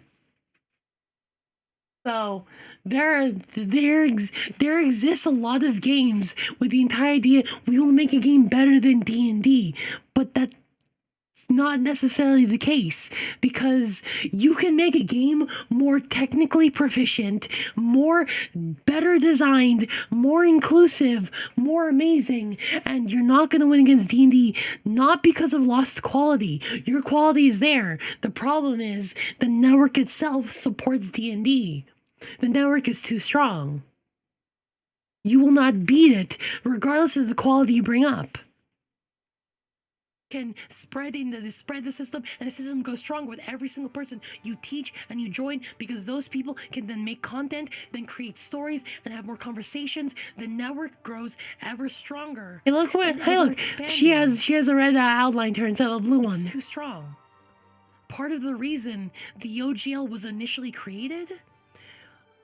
Here's it. This is painful. Was not only to provide open gaming, but also by proliferating D20 rules, people would make content, people would solve math problems for D20. You would, in turn, help him. The original OGL was not designed to share D&D with people. It was designed... better or worse, Kira? Better? Oh, better. It was designed to proliferate D&D, D20, and so you could we would solve the problems for Wizards of the Coast. Improve Dungeons and Dragons content, their game, their mechanics. Yeah, like ChatGPT, Lamau. Profiting off them, they profit off you. They make a better game, you make a better game. And that sounds nice, maybe? But the spread of those rules has made it so the people that love D&D stay in it, and the people that hate D&D, that fight against it, you're still playing into the whole effect. There's this quote from Community where Troy asks Jeff, hi, I keep this varsity jacket on, but I don't know whether I should take it off or should take it off. People are giving me a lot of like, crap over it. What do I do? And Jeff responds, you do it, keep it on to appease them, take it off to fire them. You will do it for them, and that's what's weak. That's what's weak. You fight D&D, you try to be better than D&D, you try to embrace it or maybe ignore it, no matter what. Yeah, it's pretty defeatist. For them. And then trenches in your mind as that is an obstacle to beat. That is a mountain to climb. That is I watched all of Community like 8 times. It's my comfort show. I will spend entire days just watching it despite watching anything else. Has made D&D so entrenched in our lives we can't escape it. Much like we can, but network is super strong. The closest we got to the D&D collapsing was the OGL stuff. I made so many videos for the OGL stuff because I legitimately believed that that was the best time to dismantle it. That was the best time. It was perfect. But it lasted. It survived through it. Weaker, but give it 2 editions, I'll be back to its former strength. It needs to be torn completely up. I was really hoping the OGL would do that, but it didn't. That all roads lead to Rome, yes. Exactly that, Malik. Exactly that. Using those technologies, even if they're inefficient, even if there's better products out there, there are better products out there, but they won't use them because the network of people has so much more value than the game itself. When Elon Musk took over Twitter, Degens, no, it's gonna blow up. It's awful. People did not think that like him at the helm would keep it around. People wouldn't keep using it anymore. That they were creating other different good social media. Yeah, but 4th edition got weaker, and guess what happened after that? Came back. It's a dating site, but it didn't. We're still on Twitter because despite the helm being run by a madman, piloted by a madman, driving right into a rock, the value is that we're still already on it. Most of you can't. D&D is like Twitter. And that's the toughest part to accept. That's the toughest part. Twitter is constantly breaking. Twitter has issues loading, but so many people are still on there. It's the same fucking thing. People still talk about D&D. I'm talking about D&D because, hey, I'll be honest. I'm talking about D&D because the numbers are good. Why am I not in the tabletop RPG category? You want to see what the tabletop RPG category looks like now? Let's do it right now. Let's do it right fucking now.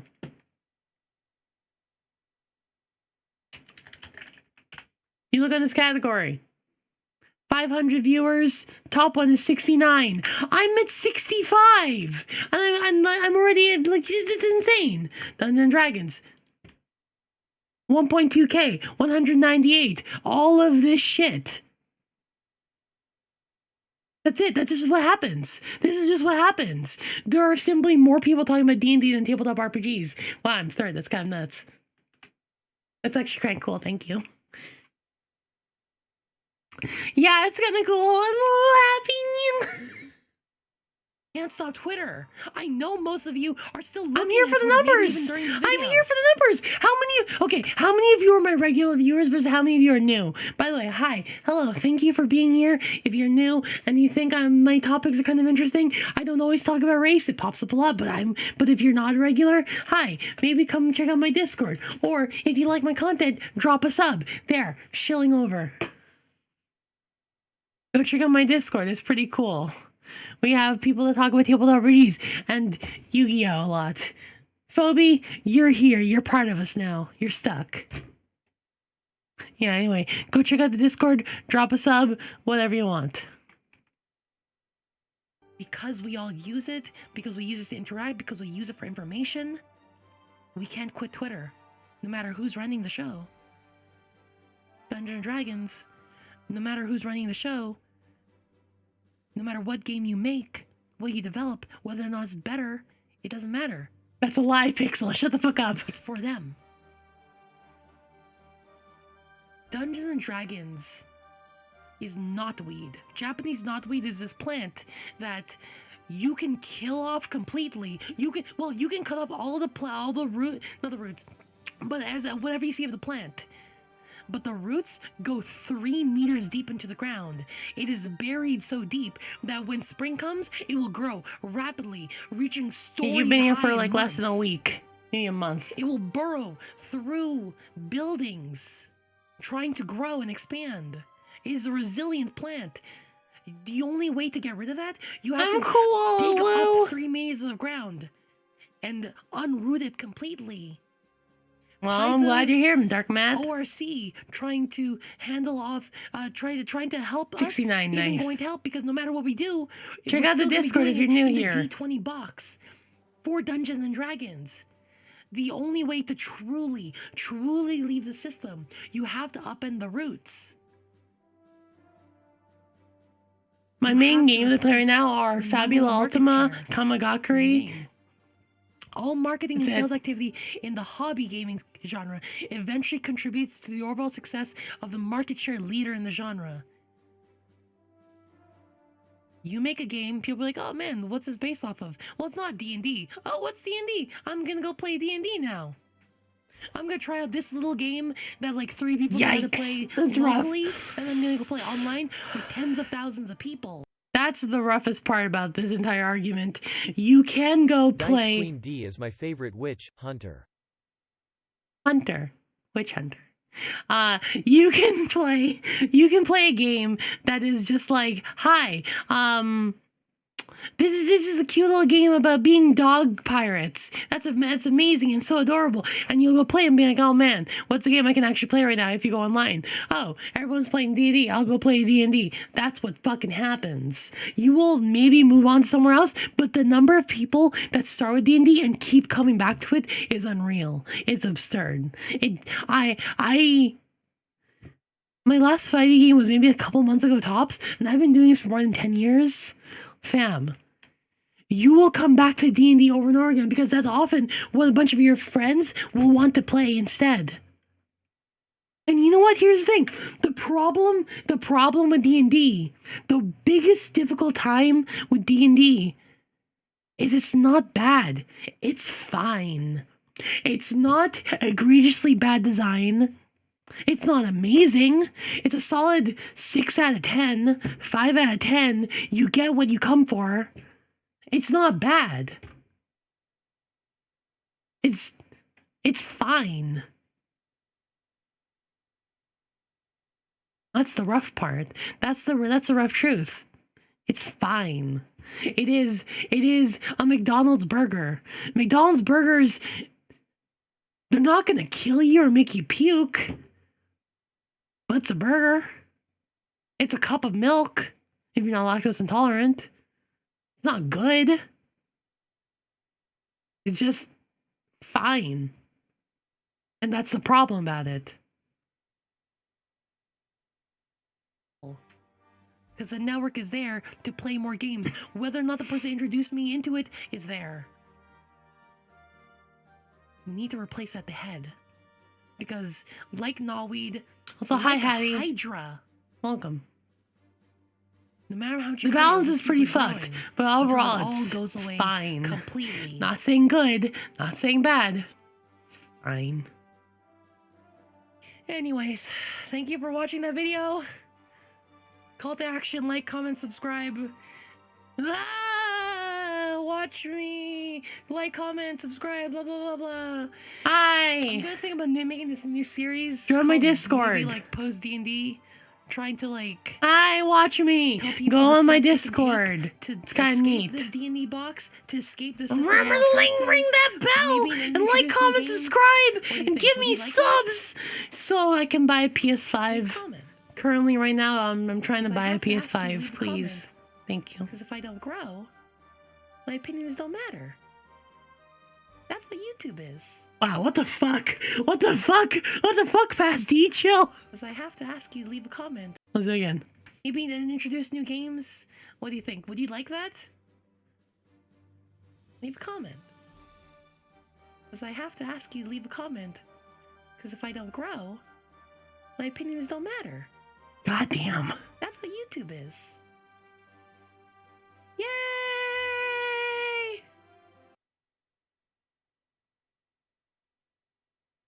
If I don't grow, my opinions don't matter. Ouch. McOuch. The problem is, Pixel, I'm not very good at being an idol. I'm too straightforward for that. Too frank.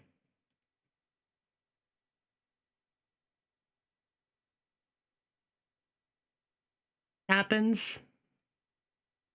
You know. Yikes. Whew. Anyways, back to this.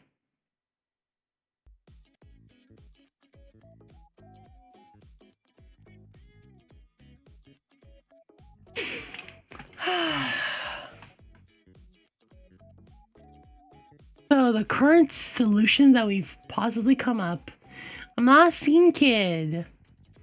The things we've come up: background stats, no penalties, physical bonuses are fine, don't have negative bonuses, negative Here's an starting. idea. Background bonuses instead of racial ones, but we give an option of racial backgrounds, multiple for each. You can use them if you want, but you can use generic ones as well. That seems like more effort to do less. This seems fine. Not gonna lie. This here seems fine. Because saying hi, there's racial backgrounds, and then that's not so bad. That's not bad. It's like things attuned to your culture. That's actually not a bad idea. I like that. But you're saying it's kind of like feats. So you're saying if I was a dwarf, and let's say dwarf, I could go for the stone mine. I can go for the the deep miner background. I could also go for, let's say, the stone priest. But also I could go ahead and choose to be over here a pirate, which are generic. Pirate, soldier. Any racial-specific backgrounds are either going to be too generic to be specific to any one race, or hyper-specific and highly defined where it's way more focused than other backgrounds, which both options are not great. Background bonuses should be open to player interpretation, too. That's not bad.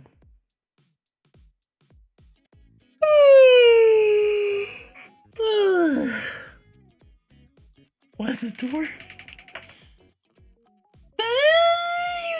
That's easy. One D&D. One D&D is putting things to just be backgrounds. They're just having backgrounds.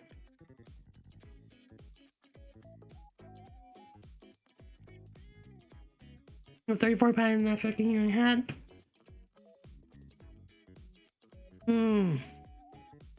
I don't mind this. I don't mind this.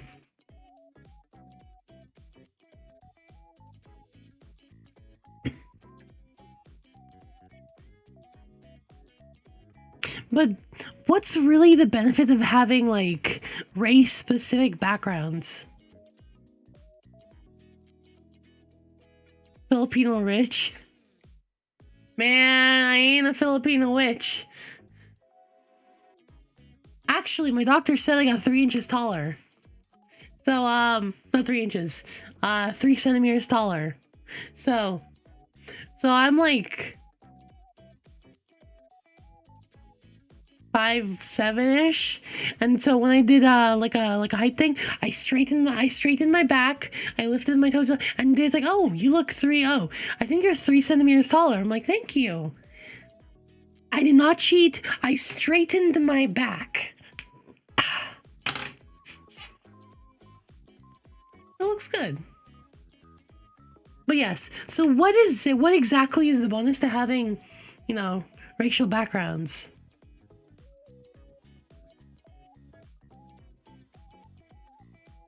Yeah, but D&D's already really generic. It's like, but here's the thing. It already baked in it. That's not really necessarily lore-like, but like still. Yeah, races still feel significant.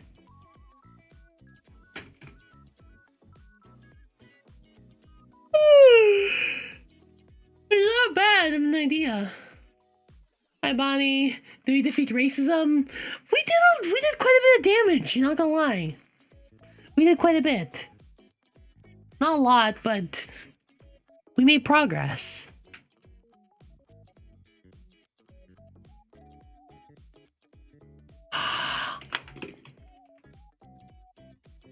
I have an idea.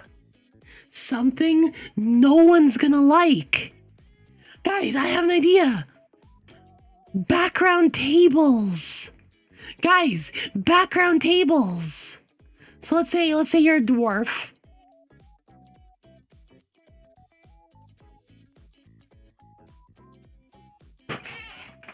Background tables. Let's say it's a D6. Let's say you could be a miner, a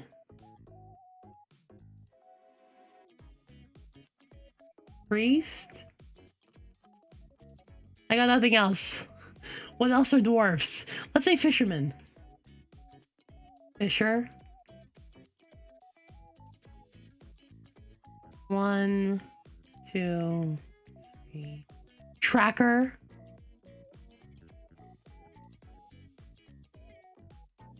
Five. Blacksmith.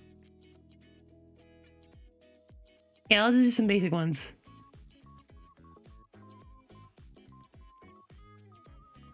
And 6 is generic. Yeah, those are all really great ideas. But what if elf? Guys.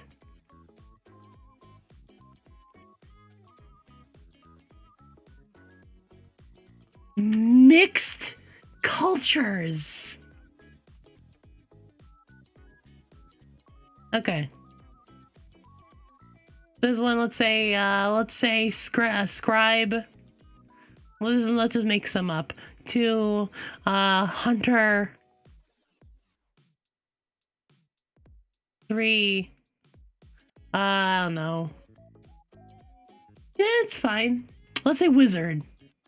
Well, no, that's a class. These are like backgrounds. Backgrounds. Taylor.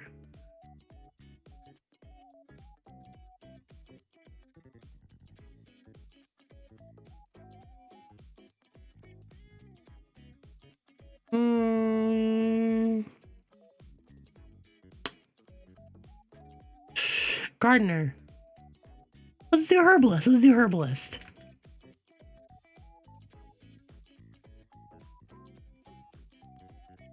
Musician, I like it.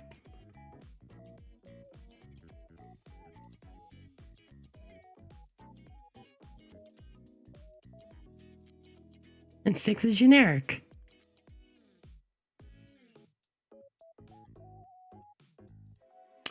We're gonna do the fantasy age thing.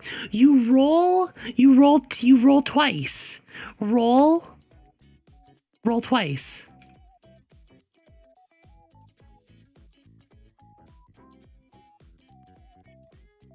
You roll twice. If you are a full dwarf, you roll twice on this. However, if you're half, you roll dwarf and elf. So let's say let's roll 2d6. Roll d6. I am 1 and 4. So I am a miner and a herbalist.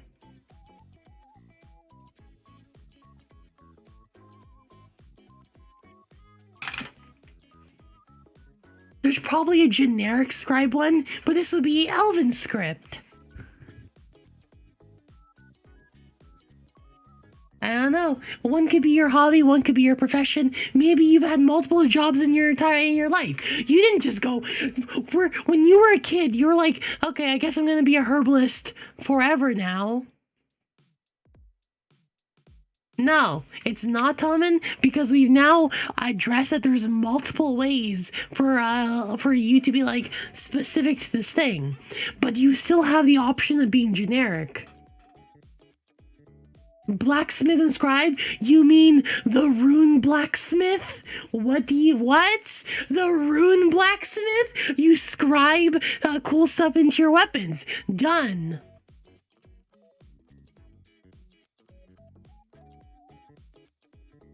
Feels more racially charged than normal bonuses? You sure? Is this tracking? God damn it. Did I just reinvent tracking? God damn it. Then what's the fucking deal? Okay, so. Then wouldn't the backgrounds be the same fucking thing? Like, if you have racially specific backgrounds, isn't that tracking? Then you could always pick generic. Pick generic. Go for it. Done.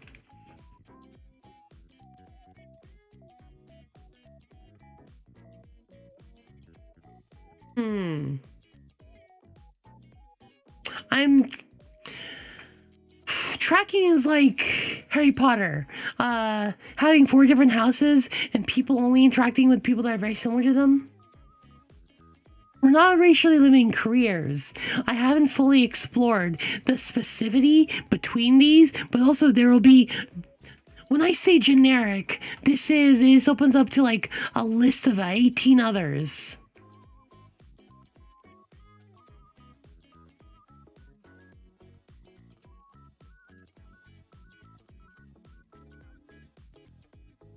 Sorry, no.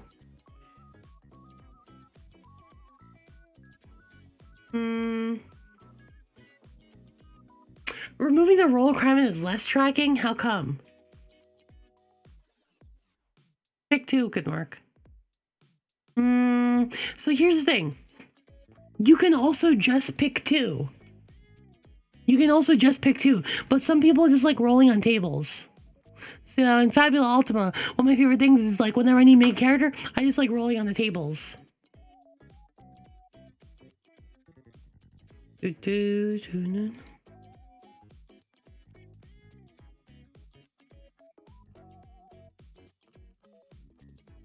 Game Master.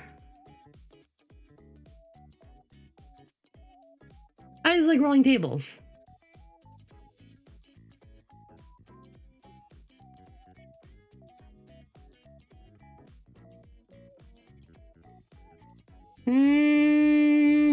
Yeah, pretty much.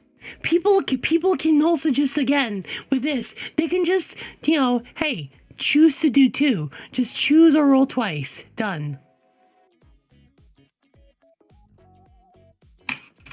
I don't know. So you see how quickly the problem becomes difficult? Having racial backgrounds, kinda neat, but now it's tracking. Damn. I like tables.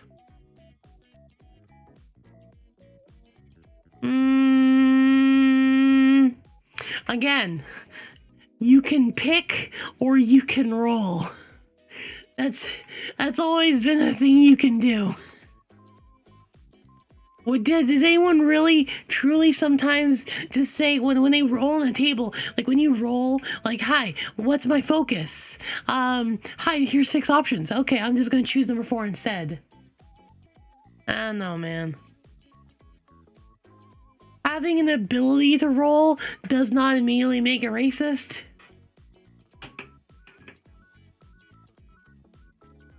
So we shouldn't have racially focused backgrounds.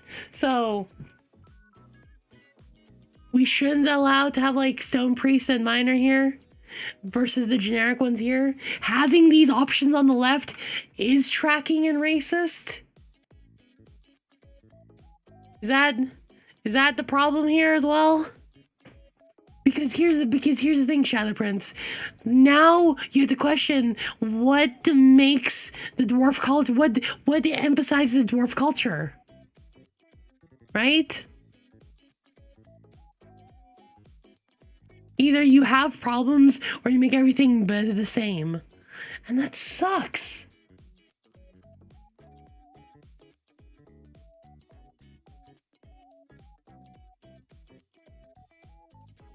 Gonna pick this table's tracking. So should the dwarves not have should the dwarves not have racially exclusive like bonuses? Should they not have like say because of their culture they get specific bonuses? No? Man, I'm not saying that they're the only ones that can have it. Oh my god. Man, see this? We're fucked, you guys. We're fucked. We're fucked. No matter what we do, we're fucked.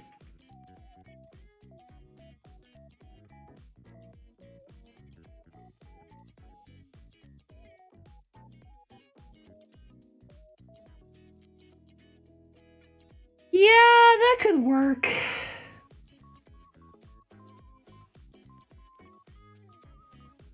It's almost like solving racism is harder than we thought.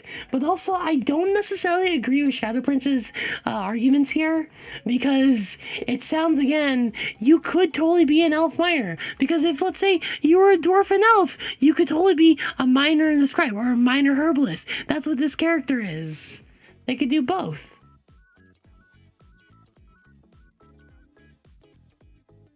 I don't think there is a solution. Maybe we're all fucked.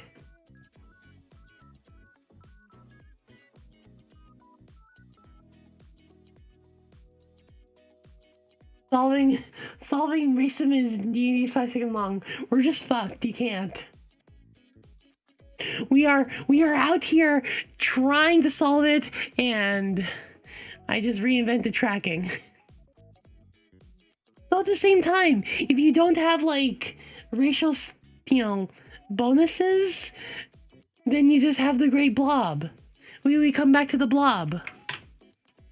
Like, then you just have whitewashed human. The whitewashed human has access to everything.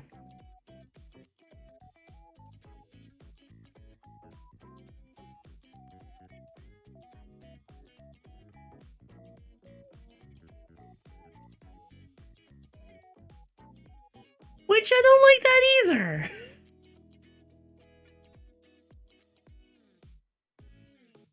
Your job related to physical level. It does already, though.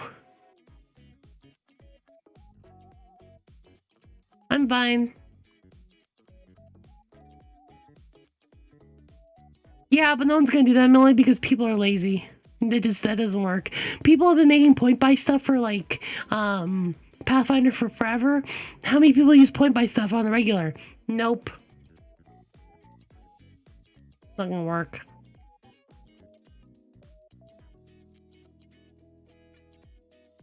Point buys are great, but we are nerds. We are specifically nerds. Other people are not gonna do that.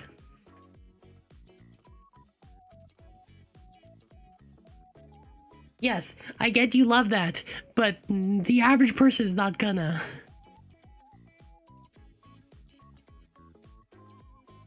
I disagree fully.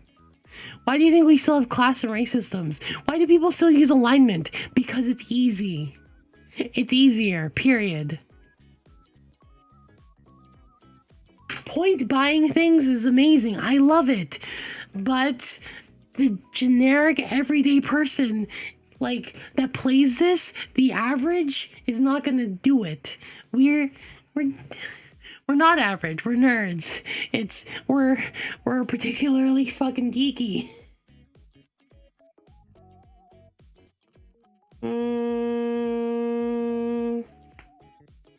Maybe. I love point buy, but that doesn't change this argument. Yeah, not gonna lie, Shadow Prince, again. You didn't give us an answer how to fix this. Do you have an answer? I see criticisms. Do you have a response?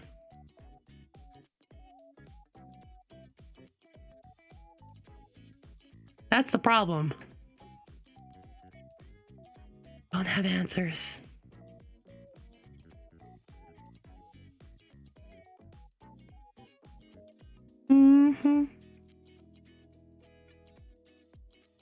What do we do? I thought tables were the answer, but maybe tables aren't the answer.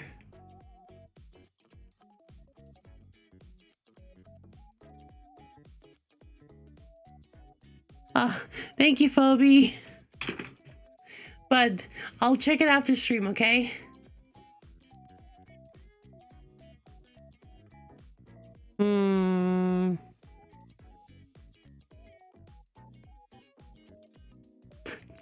Chairs aren't gonna help either. All experiment, ban human-like races, and manage to all races were so extremely different you must confront their differences. That's not bad either. Class aside of race, I don't think I'll be tracking.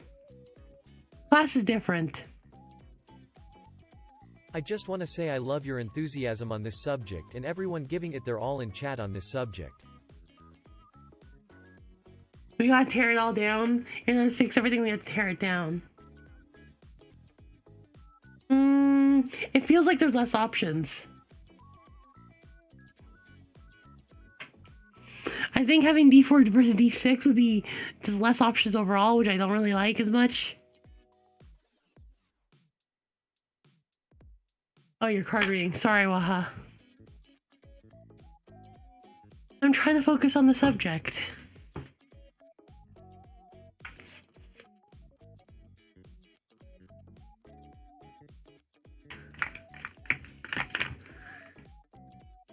Wow, today you've gotten the fighter.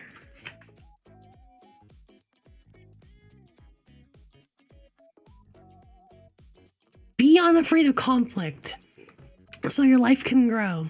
Seek fairness and peace, even though there's turmoil in your path. Whatever that means.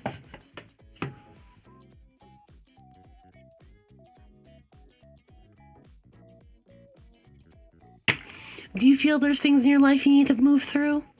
Work through? You got it.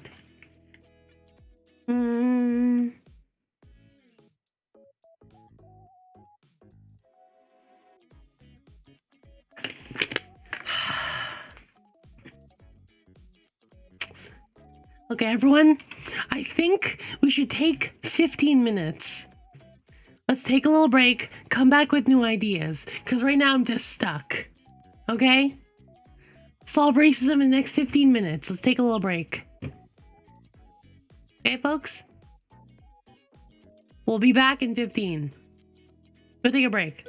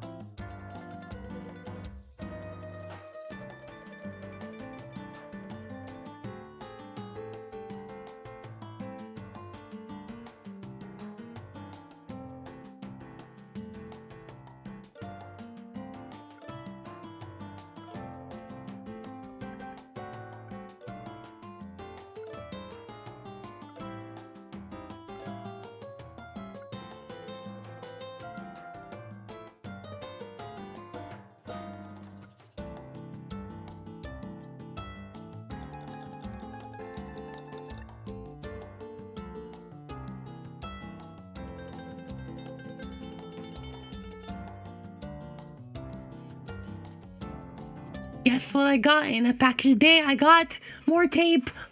More tape. Hello. The comment never stopped. Well, I'm very glad, I guess. Question mark. I got more tape.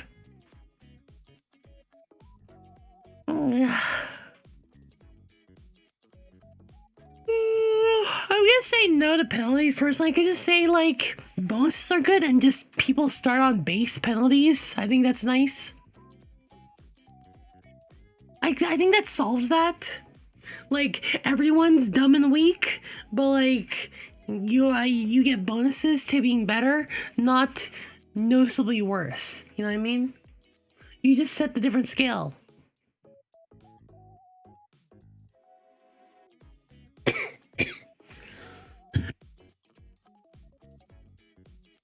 I feel we should be additive, but not reductive. No.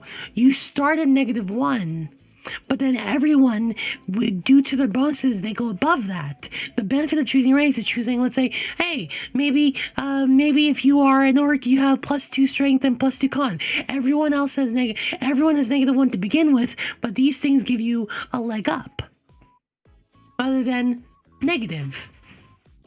I like that. Okay, let's play it this way. If everyone starts at 0, moving backwards is a sucky feeling. However, if everyone starts at -1, everyone's just moving forward, even if it's just a 0. I think that's nice. It doesn't change the general game balance, but however, it changes the starting point. It changes the onus. Yeah, I think that would be the same. Well, no, not everyone but orcs. Why everyone but? Why everyone but them? That doesn't make sense to me. I'd say maybe if let's say an elf got +2 to int and +2 to dex, that's fine. But everything else is still -1. Like that. You start everyone at negatives. And the racial bonuses give them bonuses, which is nice.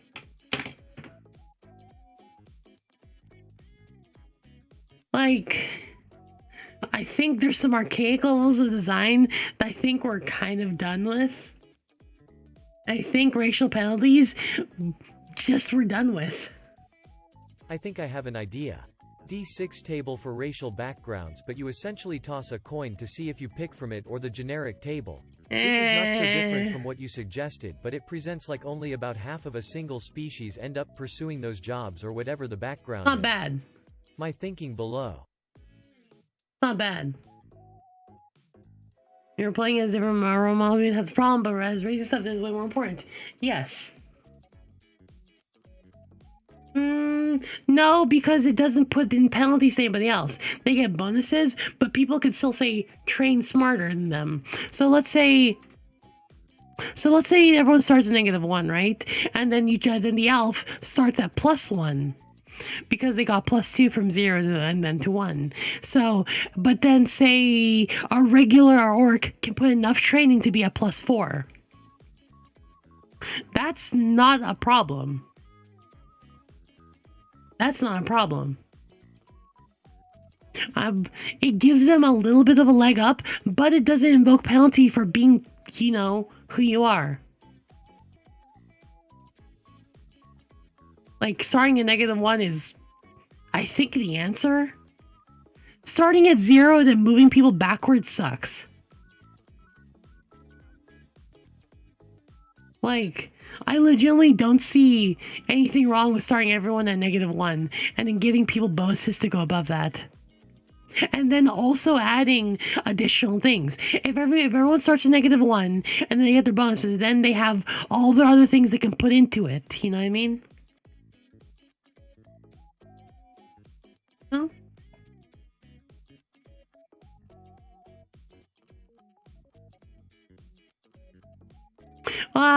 It makes it slightly easier because, again, the average person doesn't do point buy. So before we used to have You start with stats. Let's look at the old formula. This is old. Old formula is start with stats.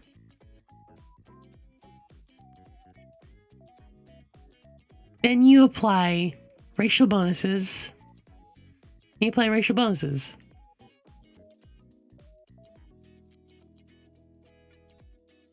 That was the old way. But now if we start everything at -1, your base stats are all -1.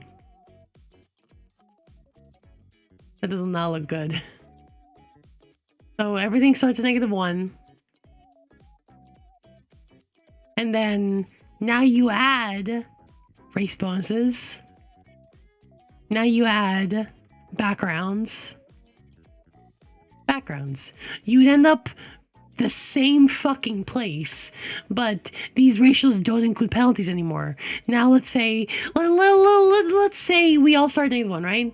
-1, -1, -1, -1, -1, -1. And let's say I go orc. Let's say the orc gives me a +2 to strength and I'll just write these here.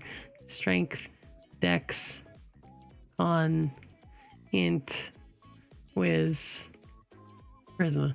Let's say the orc gives me +2 to con, +2 to strength. So now I'm at 1, -1, 1, -1, -1, -1. The background I choose is like a warrior or whatever, giving me an additional +2. +2 strength, so I go up to 3. Gives me a +1 to dex, so it's 0. Let's say +1 here, 2, -1, -1, -1. I now have points. Now let's say I have points to change these even more. So we move it on to 4, 0, 2, put this up to 2, 0, -1. It's a bit slightly more complicated, but I think this works.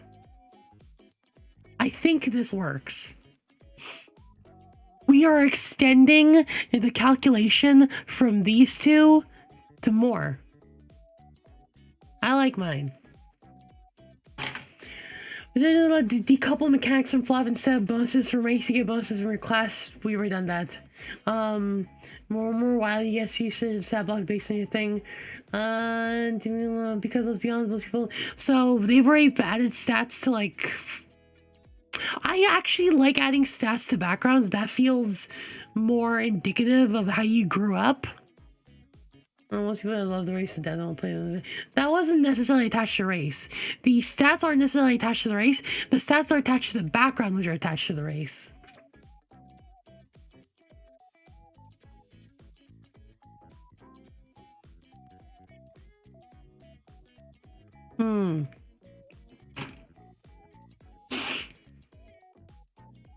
I like stats to backgrounds, but also I'm liking where I'm coming from with this.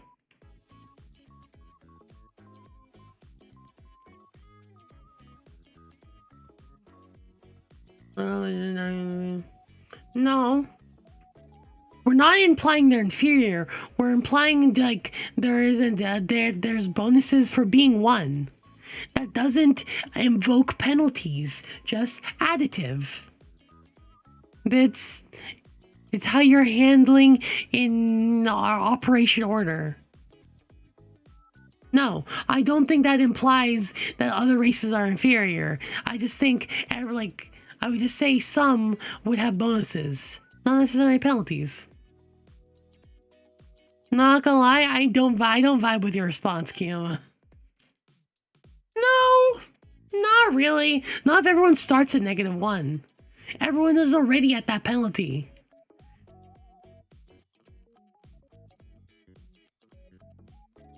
Yeah. I don't mind a more complicated calculation. I think that's nice. D&D, what D&D is proposing is pretty much just ignore the race part. Backgrounds. Yeah, it's more about reframing the system. No, not necessarily, Kiyomo. I don't agree.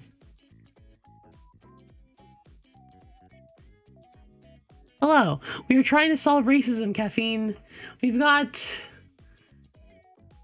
proposals and complicated things to come up with, and we have not had a proper answer. No, I'm not. I'm not. I'm not so sure about that one either, Degens, because that limits the type of builds you can have.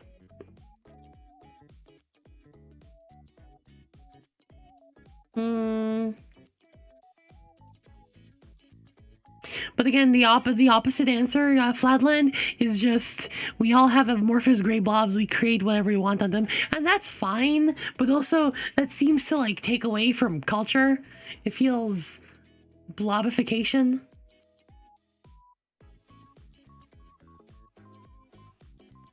Everyone starts on -1? Of course not. Of course not. Duh.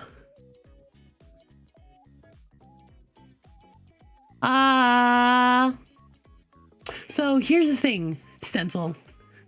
My answer to this system is to now add a perk.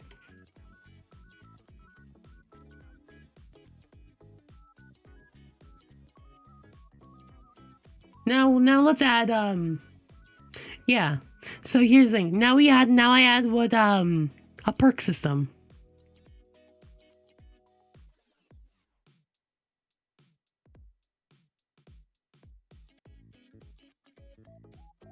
It's like feats. It's pretty much just feats, but you only pick one of them forever. Or maybe two, I don't know. So a perk system would be, there's a bunch of generic ones, but your specific brace gives you some bonus ones, such as if you're a harpy, you have flight.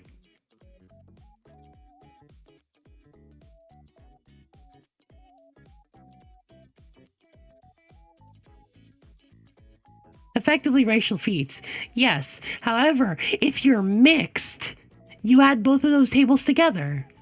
So let's say the value actually improves more balance. So if you are, let's say, a harpy slash... Let's go back to dwarf. Let's say you're a harpy dwarf.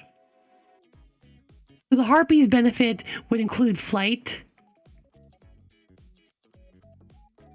Let's say dwarves have stone cutting added to this.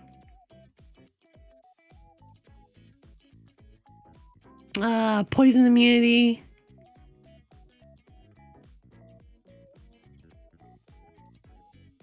And what's one for fighting? And this one is, let's say, I don't know, +1 fighting. But that's aside from all the other generic options. Now, you pick one of these. Now, between all of this, you pick one or two. Maybe pick two. Let's say pick two.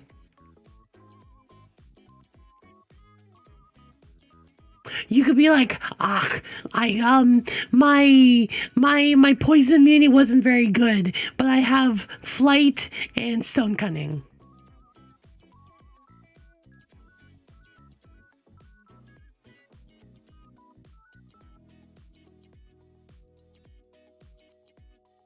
And I like that. I like this. Personally, this is my suggestion.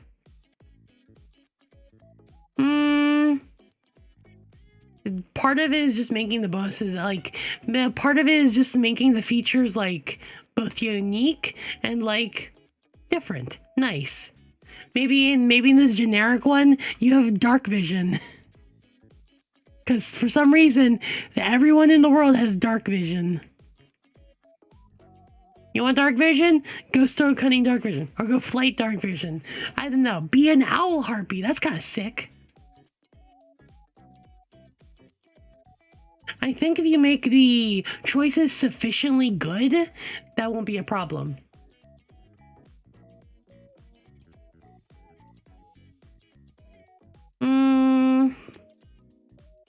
As half of solving racism is competent writing. That's exactly it. I mean, maybe they could. Who cares?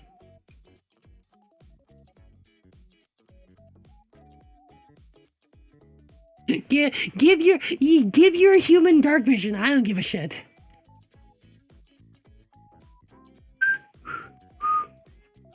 So let's say if you're a human, let's say you are an elf and a human. Wait, yeah, this is just Pathfinder, isn't it? Wait, this is actually just Pathfinder. Ha! This is just Pathfinder! But the difference between this is that Pathfinder, I don't believe, has generic race features. I don't think they have that. Did Pathfinder already solve this?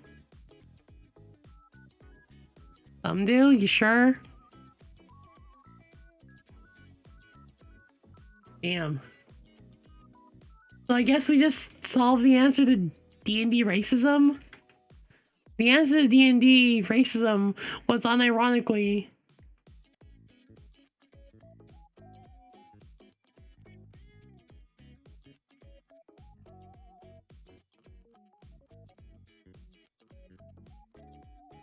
was Pathfinder.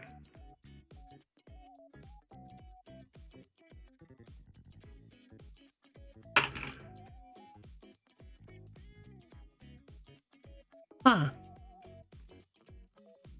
Let's be curious, let's be specific. Pathfinder 2.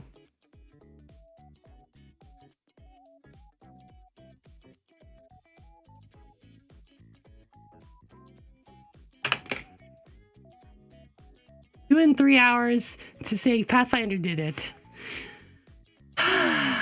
Beautiful.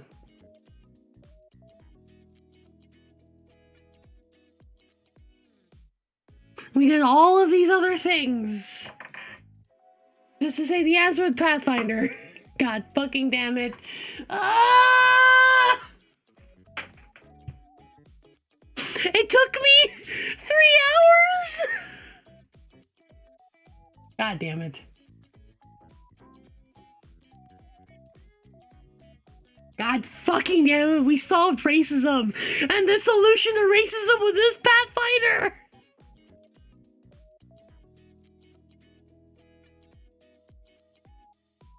For 3 hours.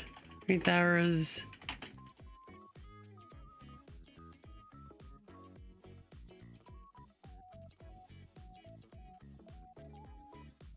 Unironically.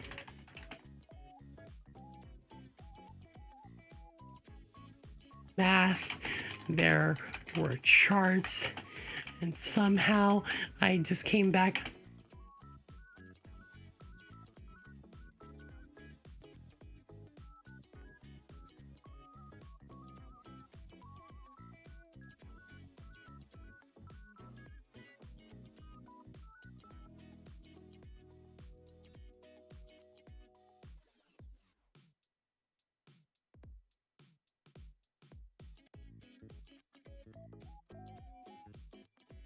God fucking damn it, I'm angry. I'm so angry.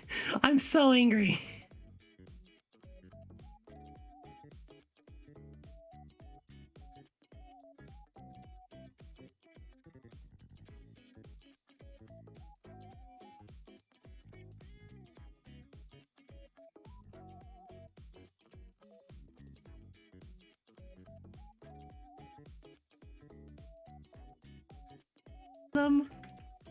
The answer to D&D racism was unironically like Pathfinder. Anime on. Anime defeated. Post the charts. I'll post the charts, will do.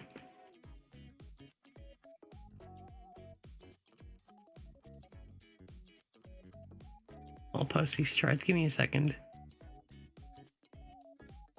My handwriting is gibberish.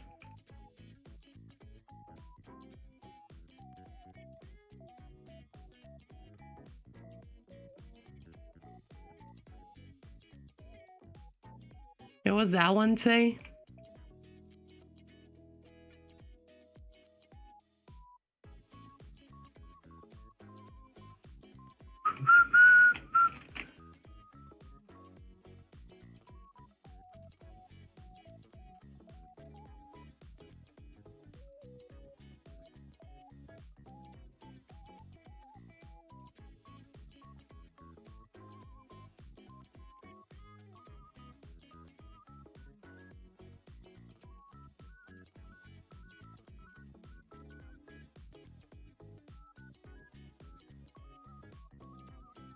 charts. God damn it.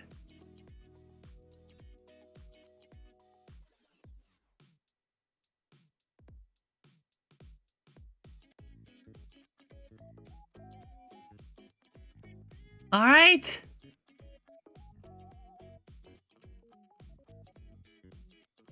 Racism fell forever.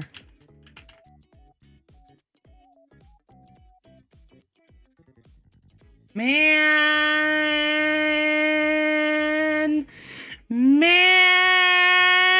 I worked hard. I thought about the reasons. I thought about how we can change things mechanically, statistically, without just being fluffy bullshit. And the answer was just Pathfinder 2. The answer was just Pathfinder 2. Can we read about Old Man Jatembe now? The answer was just Pathfinder. It was always Pathfinder. God damn it! Look at these charts! Look at these charts!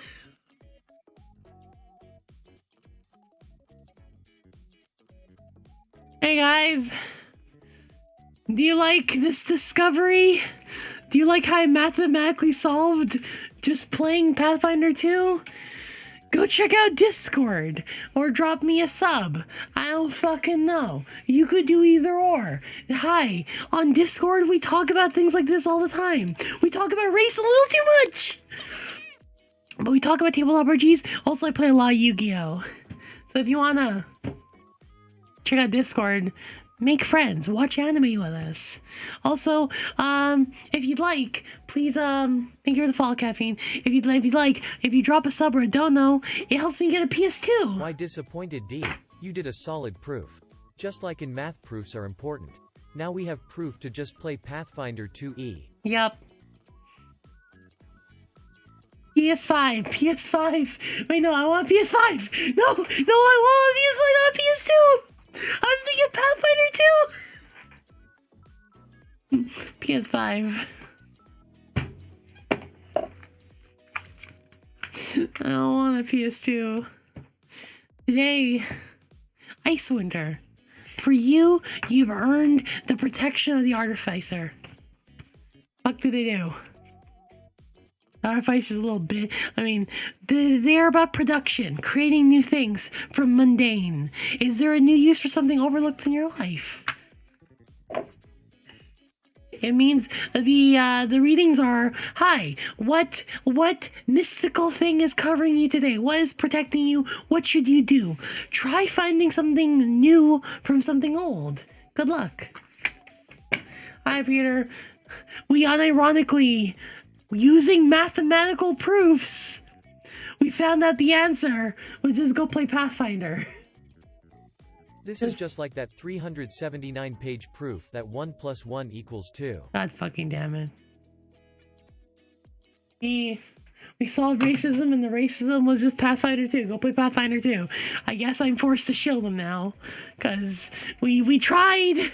We did our best, and the answer was just PF2.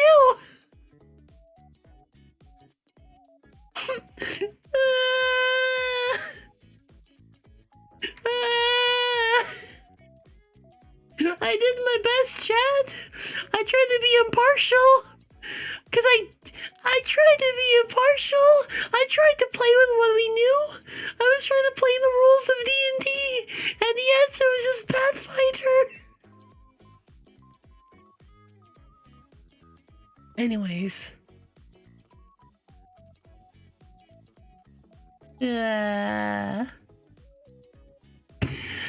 All right. Yeah, cousin, it just we spent 3 hours trying to solve racism, and the answer was just go play Pathfinder. God fucking damn it. About 3 hours.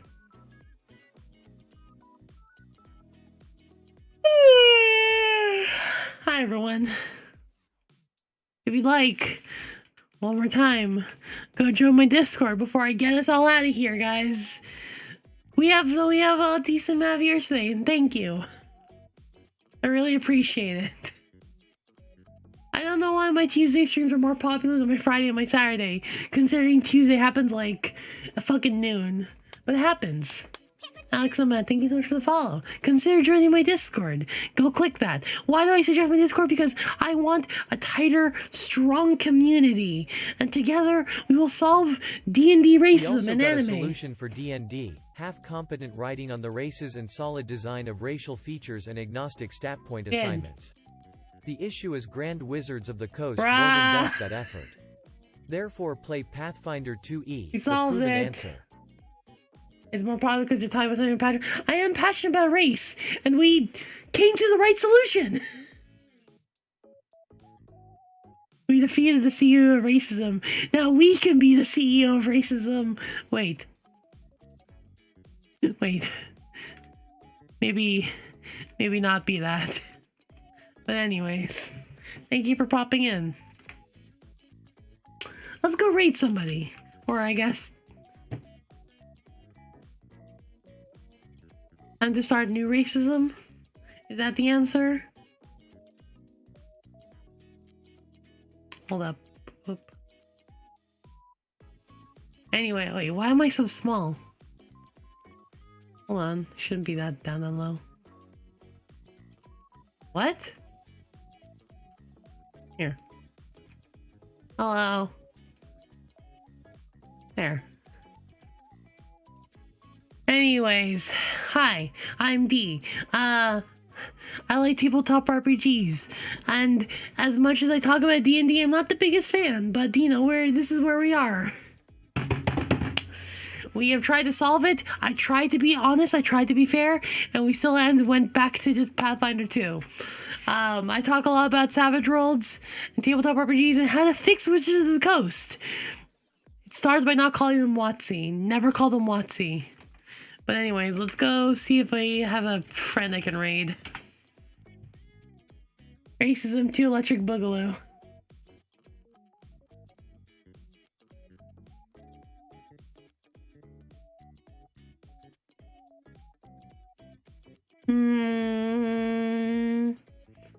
Yeah, let's go with this one. I've always wanted to raid Takahata, I just never had the opportunity. Let's go raid Takahata. Anyways, thank you so much for popping in. Again, check out my fucking Discord. It's kind of sick. Bye, everyone. Bye! Yee.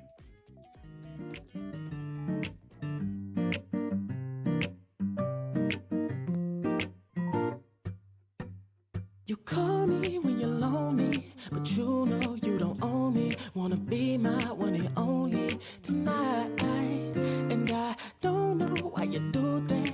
Hurt me, put me through that. Got me running back. I would prefer if you did the play Pathfinder raid rather than solving racism, but you know what? You do you. I just don't want to cause trouble.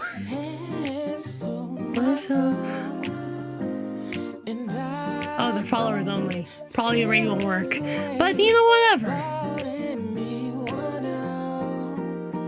You're my weakness, I just lose control. Hate to be alone. How can I say no? You're my weakness, baby, you should know. Tell me how to let you go. Now I think about you when I'm lonely. I don't want to, but I'm so weak. Wanna hold you so closely tonight. And I don't know why I do that when I'm so low, wanting you back. Gotta come